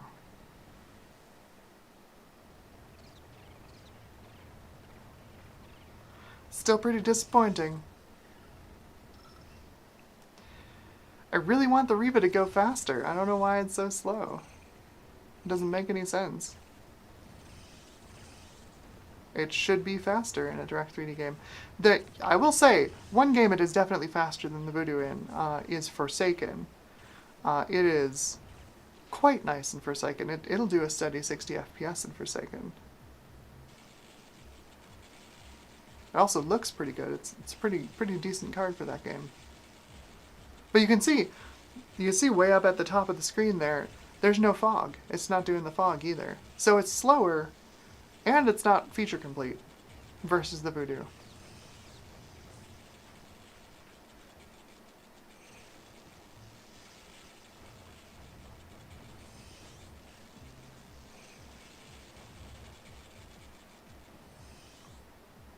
Let's see if I can find my Model 64 here. I think that'll work better for the age of drivers, despite them being real similar in design and concept. The Vanta was a later release and it uses a later detonator driver version. The newer you get in drivers, the less optimized they are.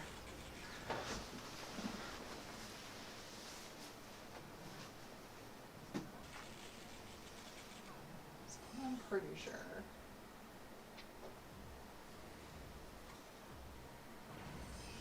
Ah, there it is. Of course.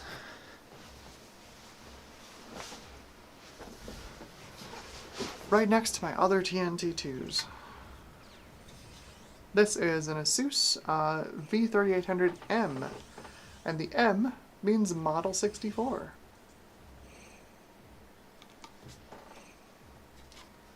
So we'll try this one next. Oh, I see. V3800M DVI in parentheses. You know, just in case it does actually have the optional DVI, which this doesn't. Missing all the solder pads for DVI, but, you know, cutting costs. Okay. So that is extremely disappointing for the Revo 128, unfortunately.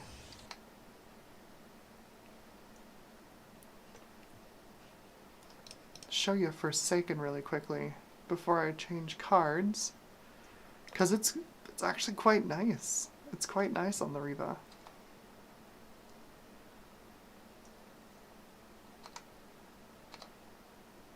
So this is retail Forsaken. You can see nice smooth 60 FPS loading up the menu. So if I run a demo real quick here.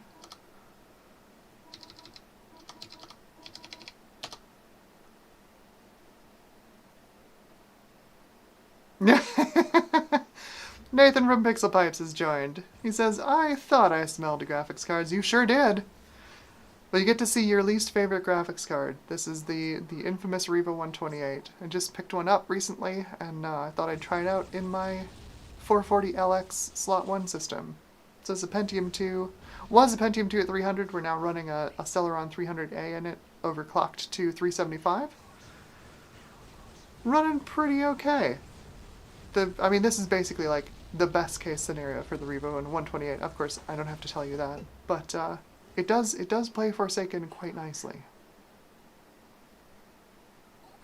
Real smooth, real smooth. So anyway, I was just about to pop that Riva 128 out and replace it with a Model 64 TNT2, and see if I can improve the performance of this thing in Expendable, because Expendable, weirdly, is significantly slower on the Riva than it is on my Voodoo graphics, which it shouldn't be. But again, I don't have to tell you that, you know that already. I am running Detonator 3.68. I think I got it off the Vogons wiki. It's supposed to be a driver release specifically for the Riva 128. It feels like it's real late though in NVIDIA's driver release schedule, so maybe it's missing some optimization for Expendable. I don't know. I don't know. Anyway, that's Forsaken on the Riva. It runs real nice. Real nice. It is pretty much like it's the game for the Riva 128, I feel like.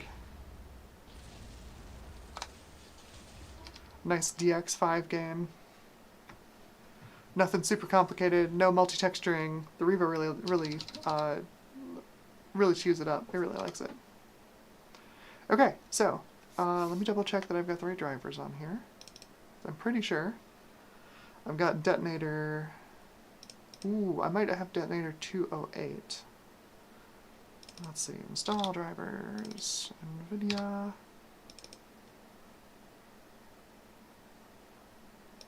.208 Model 64 drivers. What version are you?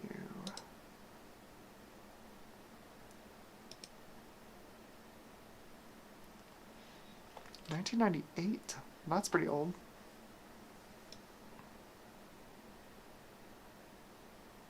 That's gonna be fun. These are like release shipping drivers. Real early. Give them a try. I should have functional browse service on here.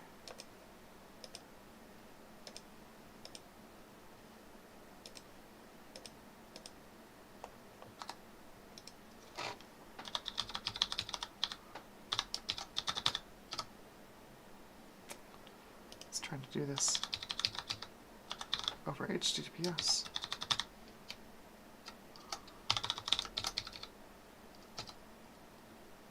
Yeah, I've got functional browse service on here. So if we need to download drivers, we can. It's always a trip to see modern Google on a Windows 98 machine. Always a trip. I love browse service.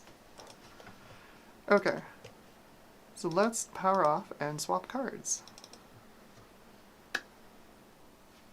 How warm is this Celeron? It's actually not bad. It's actually not bad.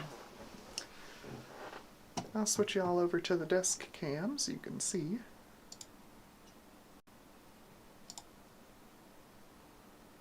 There we go. That's better.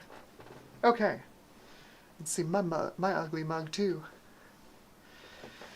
Alright, so we've got the pass-through cable for the Voodoo. Pop out the Riva.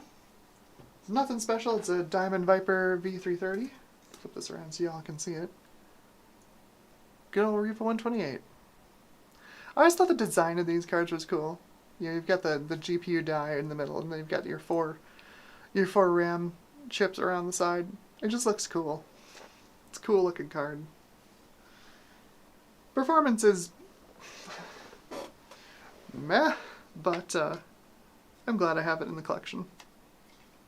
I even made a little stand for it. See, it's an AGP card, so it gets a brown stand and a little label.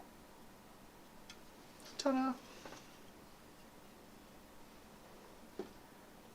The primary reason I have all of my AGP cards pulled out of their shelves at the moment is actually because I'm reprinting all their stands, because they're currently all in black stands with no labels, and I need to reorganize all of my stuff because I just have too much of it. All right, so Model 64.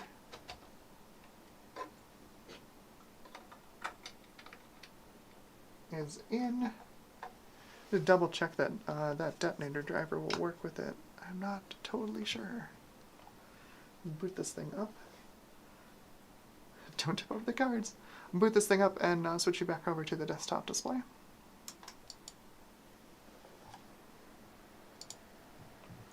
There we go. Ta-da!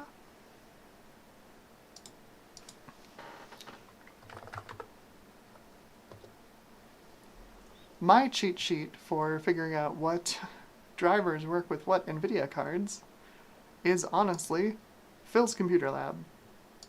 He has an incredible amount of information just gleaned out of the old NVIDIA driver releases. Yeah, looks like 2.08 should work for the Model 64. It's a very early driver. Hopefully. Driver overhead's not so bad. Guess we'll find out. Hey, look at that! It's Ron from Ron's Computer Videos. I hear he's a real nice guy. Hello, hello. Yes, we are running a classic Celeron 300A. Overclocked as much as this board will allow it, which is up to an 83 MHz frontside bus, resulting in 375 MHz. And it is running quite nicely. Let's see if I can just point this thing to my drivers. Of course you aren't in there.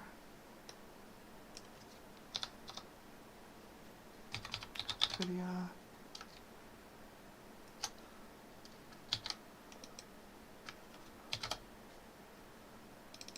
Yeah, 208.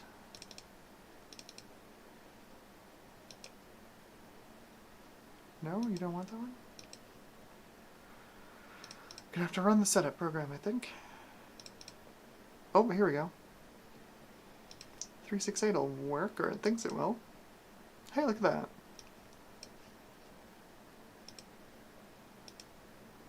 Beautiful. Fantastic. The GART Services VXD. I guess, yeah, let's keep that together with the other driver package. Ron says that's slander, possibly libel. Well, see, the problem, Ron, is that I said it, and it's not untrue, so it's neither.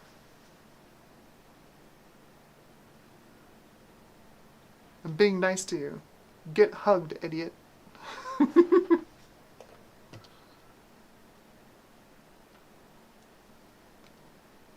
Eric's Edge is here. Hello, welcome to the stream.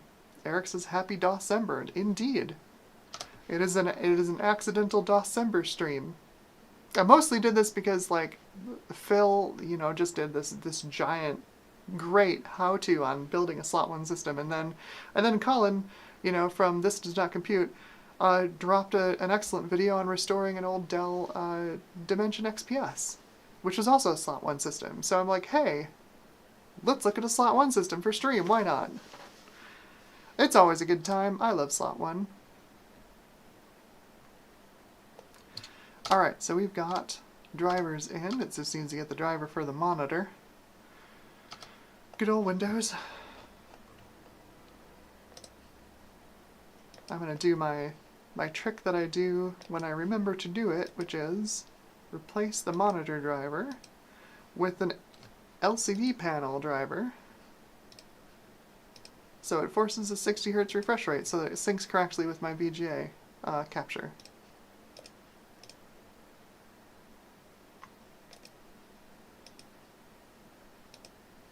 Let's see if I... Looks like it didn't do anything. Fantastic. I love this operating system so much.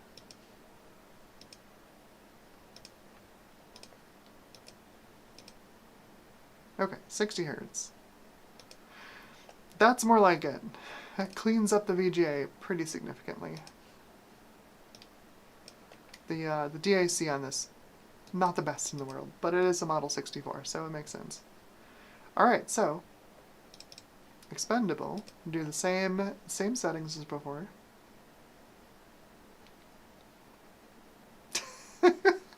Ron says, I think you also had your fingers crossed off camera. Ron's a nice guy, turns out. Not being facetious. I'm not being facetious at all. Ron is a nice guy. You should go watch his videos. He makes videos about computers, on computers. It's very meta.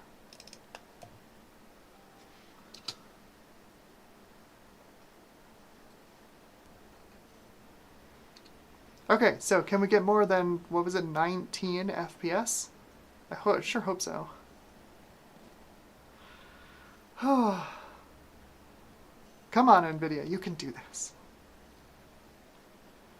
I have zero faith in NVIDIA. That's more like it. Just needed a second pixel pipeline, that's all. That's much better. So the Model 64 is faster than a Voodoo graphics. Which I would hope. I would hope it is. I don't know what's up with the Riva in this game, but it really did not like it. That's way better. Although the image quality seems the same. I still feel like, you know, personally, the TNT and the TNT II was just the Riva architecture. Just kind of bolted together. I suppose, like, the original TNT was the Riva TNT, so I don't know. Maybe it was exactly the same. It is getting the fog correct, though. If you look up at the top there, it is finally rendering the fog now, so it's not without any improvements, that's for sure. Although given the time frame that it took NVIDIA to release the TNT versus the original Riva 128, I wouldn't be surprised if these two architectures were very, very related.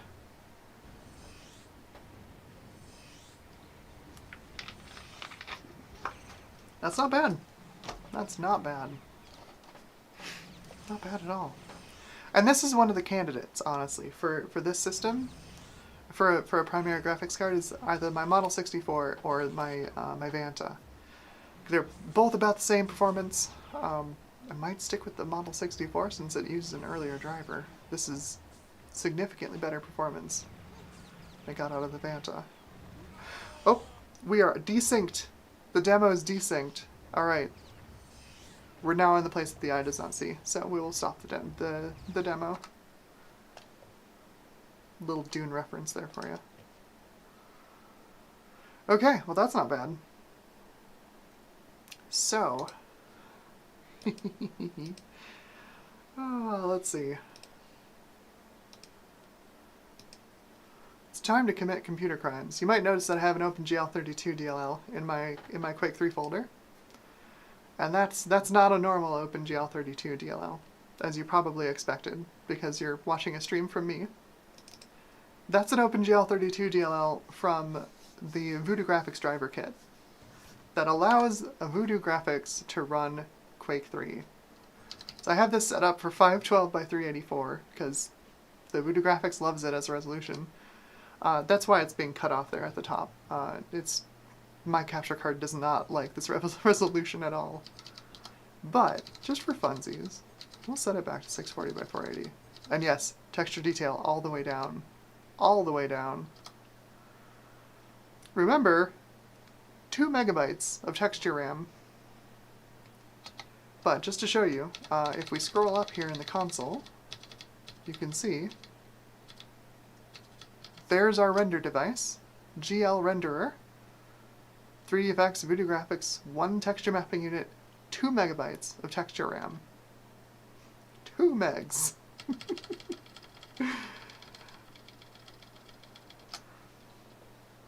Oh, Clarajon 1 Plus is off to go host the Stuffs.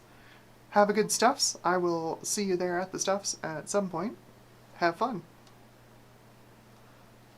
Eric's Edge says, I just finished setting up DOS 622 with a mouse driver to explore an old program I used back in the early 90s. What is D-flat from DDJ? I don't know what that is. There was so much stuff written for DOS. So much stuff. Is it working? Were you able to get it to do the thing? Oh right. Like I need this, but you know, set the max FPS to 0. As if it's gonna go over 250 FPS. Alright, demo. This is the demo version of Quake, so we'll do demo 001. So this is on the Voodoo. This is a Voodoo 1, stock speed, no overclock. 640 by 480. Just to give you an idea.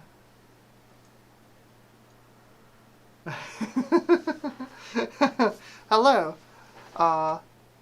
Ifrit05, hello. Welcome to the stream. Glad to see you here. You not only caught a stream, but you caught some Voodoo stuff on a stream. Congrats.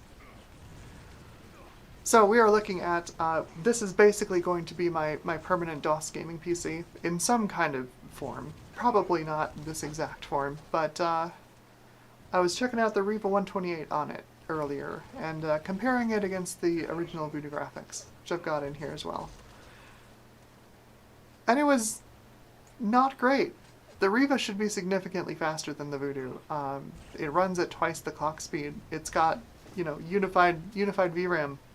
It shares its frame buffer and its texture RAM. But I don't know what it is in the architecture or the drivers, but it was not great. It was faster in a few things, but not significantly faster, which is disappointing. So I've swapped the Riva 128 for a significantly more powerful TNT II Model 64. The extra, you know, the missing memory bandwidth is not going to affect us here. We're running stuff at 640 by 480. However, it's already proven significantly faster than the Riva in Expendable, which is good. Just about double our frame rate in Expendable, as you would probably expect since we now have 2 pixel pipelines instead of 1. But still, the Riva 128 was slower than the Voodoo graphics in Expendable, which is a DirectX game, which shouldn't happen. Anyway, so, Quake 3 on a Voodoo graphics, yes, Quake 3 on a Voodoo graphics with a whole 2 megabytes of texture RAM, 16.5 FPS. That's not awful. For how slow this card is. That is not awful. Let's see if it'll quit cleanly. Ah, it does. Nice. Unlike Expendable. Okay, so now if I rename this OpenGL32 DLL, let's call it not OpenGL32 DLL. We should run with the system ICD, which now should be the TNT II Model 64, which is significantly sprightlier. So I'm just going to double check our settings, make sure they're the same. So we'll have the same awful texture quality, but they'll be comparable. So no, it did reset my texture quality. So we'll do just to have apples to apples. 640 by 480, 16-bit.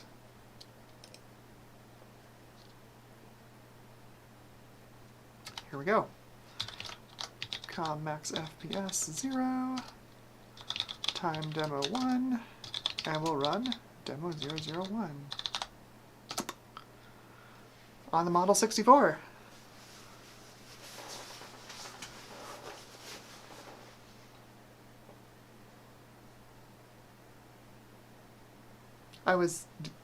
When I found this driver for the Voodoo graphics, you know, it said works on Quake 3, and I'm like, no way. There's no way. There's no way it works on Quake 3. That's more like it.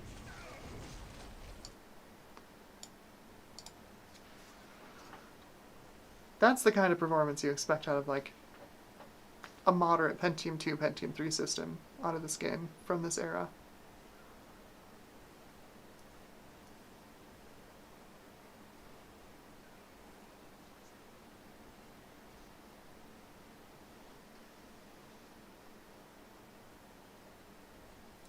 This is a strong contender for, like, the final build of this system. Right, like having one of these TNT2s as the primary graphics card, and then using the Voodoo graphics for stuff that, you know, where I need glide compatibility. 30 FPS. 30 FPS in Quake 3. Not bad, honestly. Not bad. Double our frame rate over the... But again, like, double our frame rate over the Voodoo graphics, despite this TNT2 being significantly faster than the Voodoo graphics. There's some kind of voodoo magic going on in the Voodoo graphics, for sure. It's an interesting card. Doesn't make a lot of sense a lot of times. Oh, let's see. Yeah, Forsaken is gonna run well, although it's usually bound to VSync. Expendable ran great. Let's play some other games. Now that we've got a TNT2 in here. I don't think my pod install works, because I had to reinstall Windows. I'm pretty sure this is broken. Because if you look at pod wrong, it breaks. Yeah, that's what I thought. I'll have to reinstall and rejigger my pod install. Let's see. I've got Shogo in here. Unreal Tournament. Unreal Tournament. I should have this in a link in here. Yeah.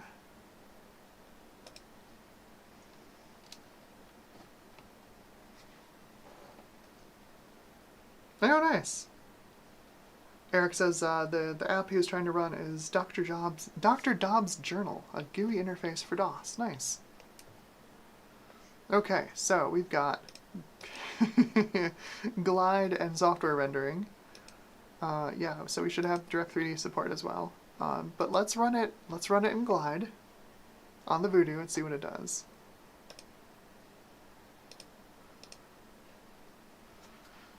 We'll do this first, and then we'll see how much of an improvement the TNT2 is. I would hope a lot.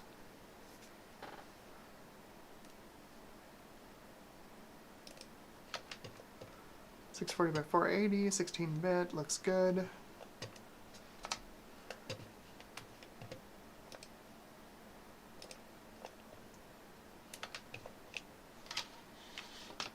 Let's run a practice session on Morpheus.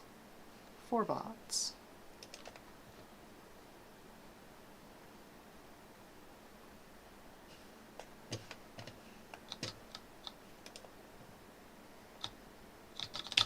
Are you kidding me? This doesn't have WASD? Good lord.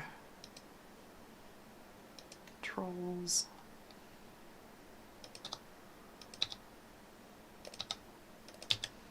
Incredible. There we go.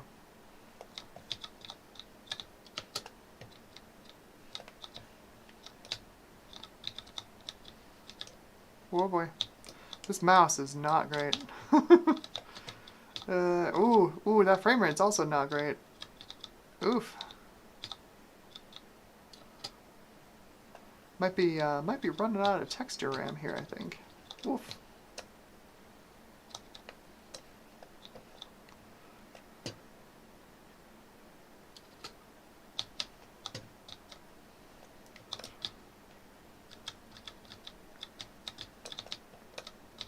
No.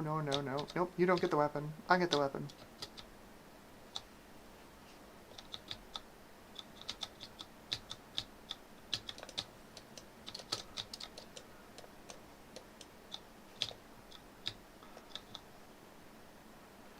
HC, hello. What card and CPU is in the machine? Right now we've got a Celeron 300A overclocked to 375. So that's all this board will do. And right now we're playing this game on an original Voodoo graphics, a Diamond Monster 3D. Oh, completely botched that. It's running not great. Be honest, it's not great.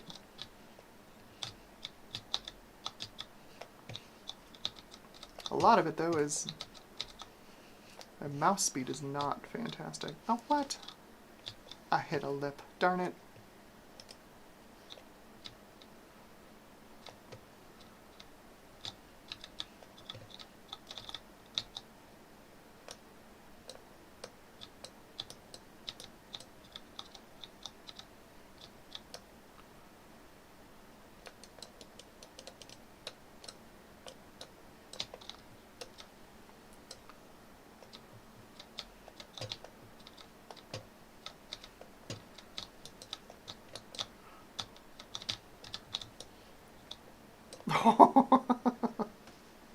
Alright, so yeah, frame rate's not amazing. Not fantastic frame rates. Let's see if we can turn down texture quality and if that improves it at all. I have a sneaking suspicion.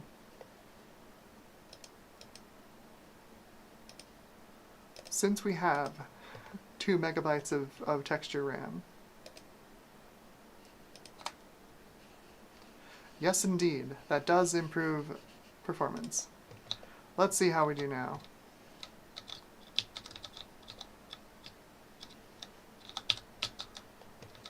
That's much better. When you can keep all your textures on the texture RAM, it works a lot better.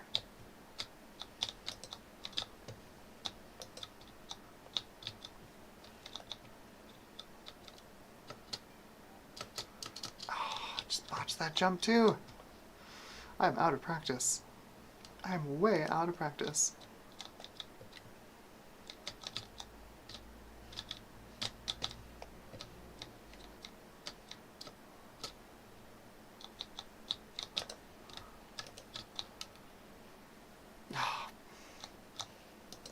Darn it!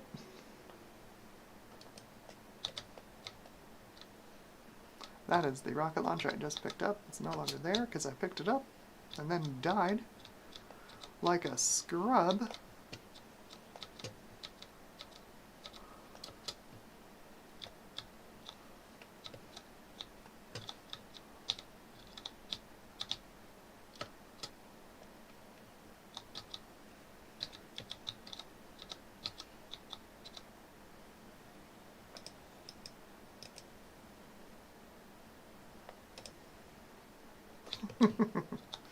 Sometimes the homing rockets come in handy.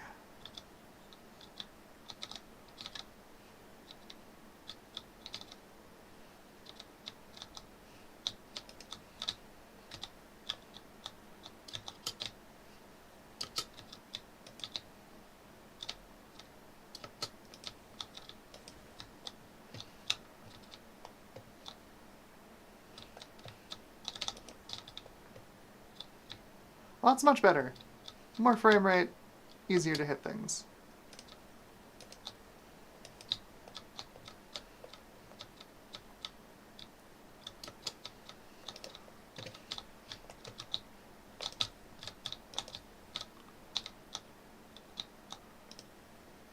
Yep.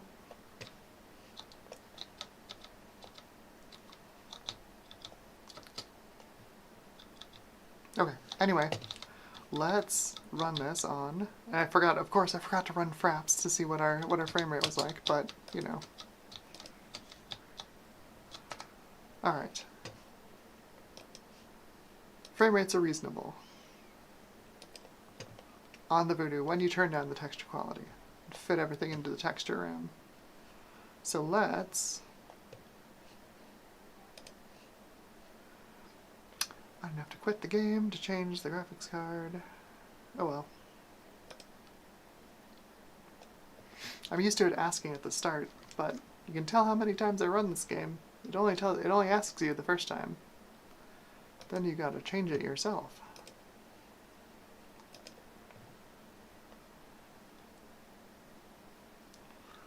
Dexter says, turn on the time demo stats.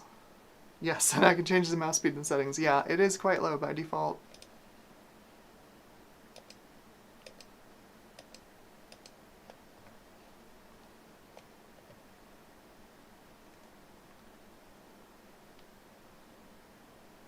Okay. Same settings as the Voodoo. We'll run the same practice setting, or practice session.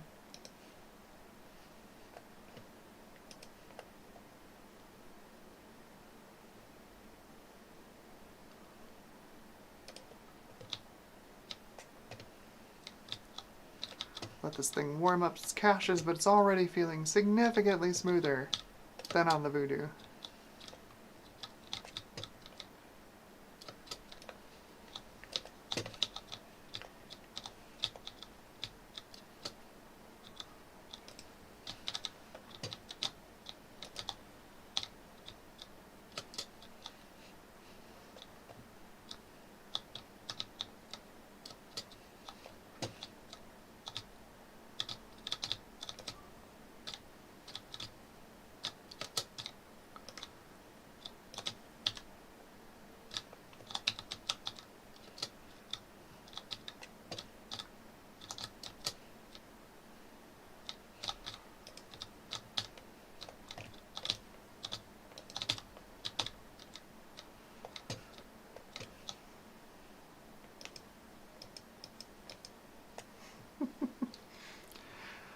Alright, yeah. Who said turn on the time demo stats? I have no idea how to do that. I'd like never...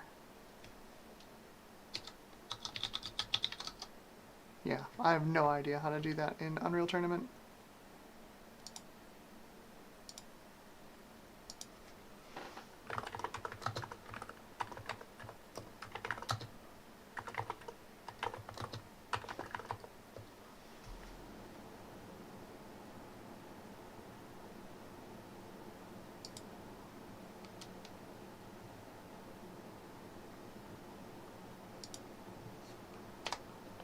Ah, tools menu. How convenient. Okay.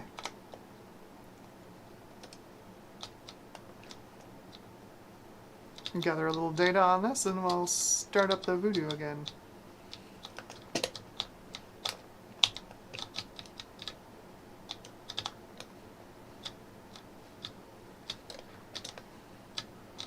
Having an impromptu firefight.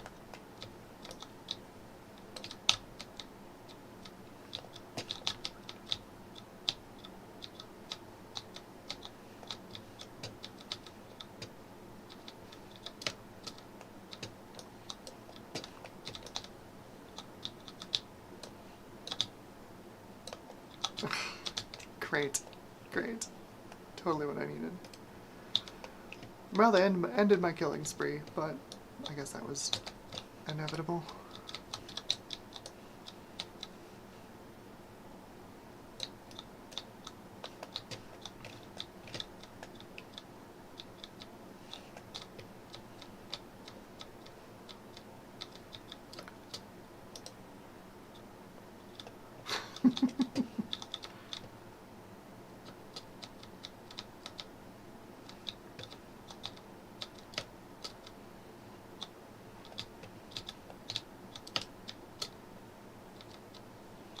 Darn.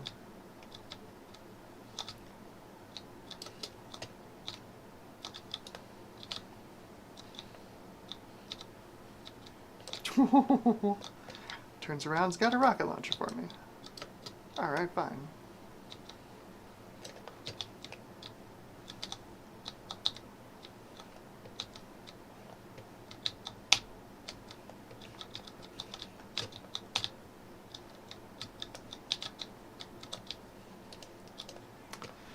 Okay, well, that is average 25 FPS RMS root mean square of 21 FPS, lowest 13, highest 38. Let's swap graphics cards and see what happens.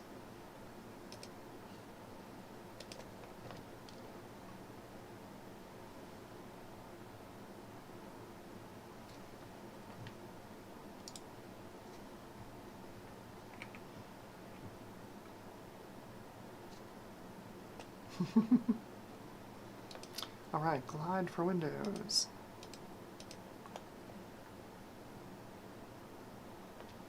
Multiple windows, hopefully that's not a bad thing.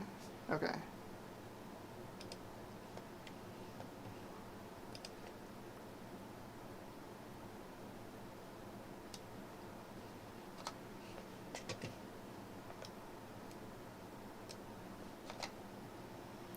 Alright, here we go. See how the Voodoo does against the TNT II. I mean, it's Model 64, but still. It should be fine at 640 by 480.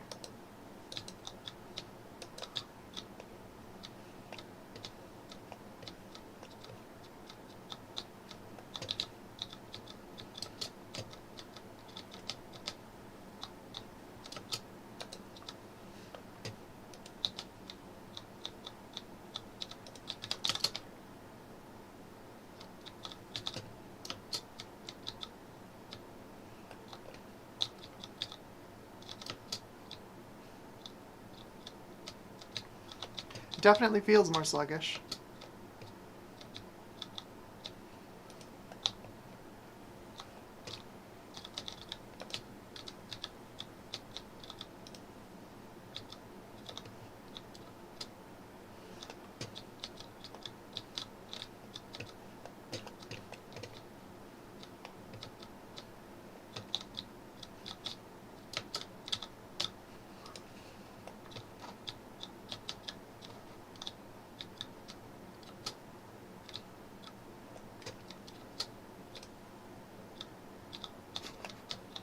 Right in the face.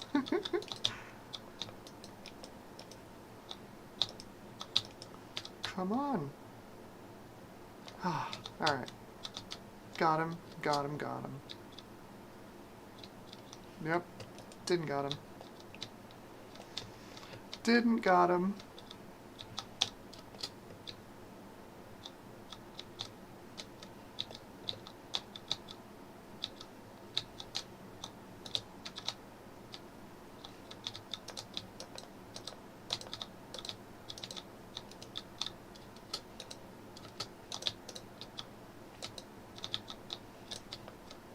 Not in the face. Don't do it in your face. It's a bad idea.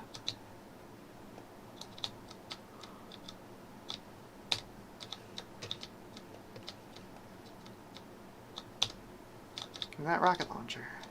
That's more like it. Take a... nope.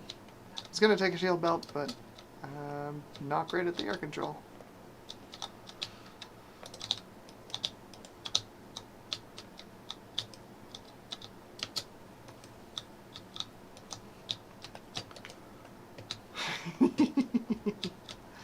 Alright, so what do we have for... That's not... That's...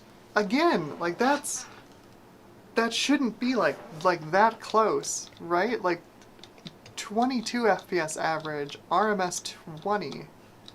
That's... real close. That's real close. Highest is lower. Highest was 38, now it's 33. Lowest is 14. Instead of, I forget what it was, 18? So, like, it's a slower card, but not that much slower, which is just wild.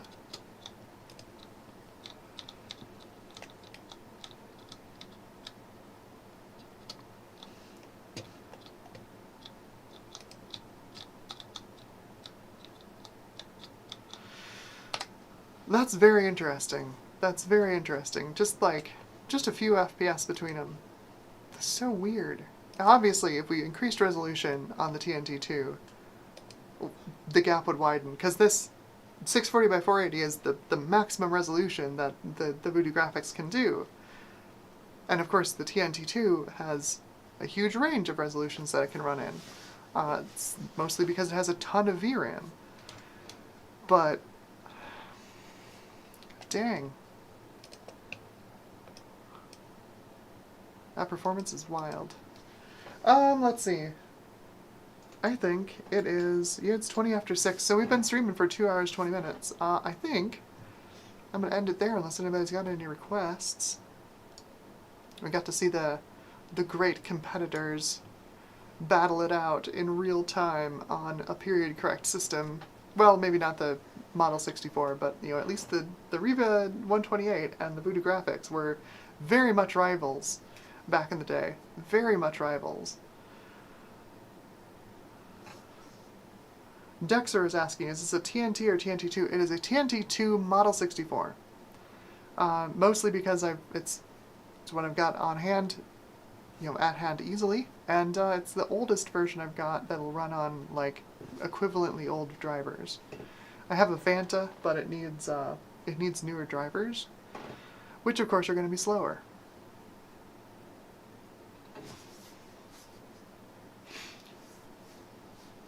What else we got? Chris Ducati's here. Hello. Sorry I joined at the end of the stream, but the VOD will be here for sure. 1998, Chris Ducati says, in 1998 I had a K62 300 rig with a Soyo 5EH5, 1 meg cache level 2 cache motherboard, paired with a Revo 128 and a Voodoo 2. It was fast in every game I played. That would be an ideal setup, honestly. You know, like the Revo 128, overall, not terrible. Really not terrible. And a Voodoo 2 would be quite fast in this system, honestly. Really, the weakest part of it, you know, is that it's a Voodoo 1. The Voodoo 2 is just so much faster. You know, your clock speed went from 50 megahertz to 90 megahertz, and you gained an extra texture mapping unit. You know, like it was not nothing. It was nearly 4 times faster. And then you could SLI them. You could throw another one in and have another doubling of performance, which was just wild. So yeah, I think that's where I'm going to end the stream for today. Let me flip over to the A camera, and I will say goodnight to y'all.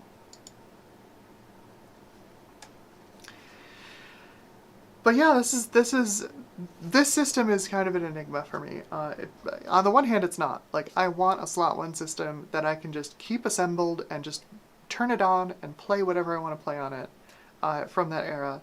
And on the other hand, it's like, I like to do videos about slot 1 because it's a fun architecture, it's a fun platform. So I don't want to use any parts that I might use in a video. So what parts do I use for my permanent machine so I don't have to go picking through it every time I want to go do a video? For that reason, I think the Revo 128 is not going to live in this machine. I was thinking the Vanta, but because I don't think I'm going to do a video on the TNT2 Vanta, but the Model 64, because it can use such an older driver, I think might be a better fit for this thing for the primary graphics card. And then, of course, ideally, I'd love to put a Voodoo 2 in this thing, you know, for the Glide games and for the OpenGL games, and, you know, for anything that doesn't run well on the TNT. But I can't afford the home mortgage that it costs for a Voodoo 2 these days, unfortunately. So a Voodoo 1 it is, and for a lot of games, it's fine. As we saw here today, it's way more capable than it should be, given its specifications. You know, 50 megahertz clock, single pixel pipeline, single texture mapping unit. It's way faster than it really has any right to be. So yeah, that is a quick look at my permanent DOS gaming PC. In its current state, it's anything but permanent at this point, and I guess I'll probably do a follow-up stream at some point once I figure out what exactly I'm going to put in this thing. I think I'm going to swap it over to my 440BX, the one out of the gateway, and then just put one of my many Pentium IIIs in it, probably just one of my 450s, and use that instead. Yeah, and I guess that's going to do it for this stream. Ron's computer video says, now to overclock the heck out of it. That's the thing, is if I do this on a 440BX, instead of this is a 440LX, and it's a much older chipset, and that's the most we're going to get out of this thing, unfortunately. But the 440BX, now, that's a chipset that has a long and illustrious overclocking history, and that might be a lot more fun to look at. So, I think that's going to be it for tonight. I just want to say have a good night to everybody who's been in chat. It's been a real fun stream. It's great to see everybody here, and it's good to be back streaming after my vacation. Vacation was good. Streaming's also good. So I hope everybody has a wonderful night, and take care of each other, be kind, and may the PC parts be ever in your favor. So have a good night.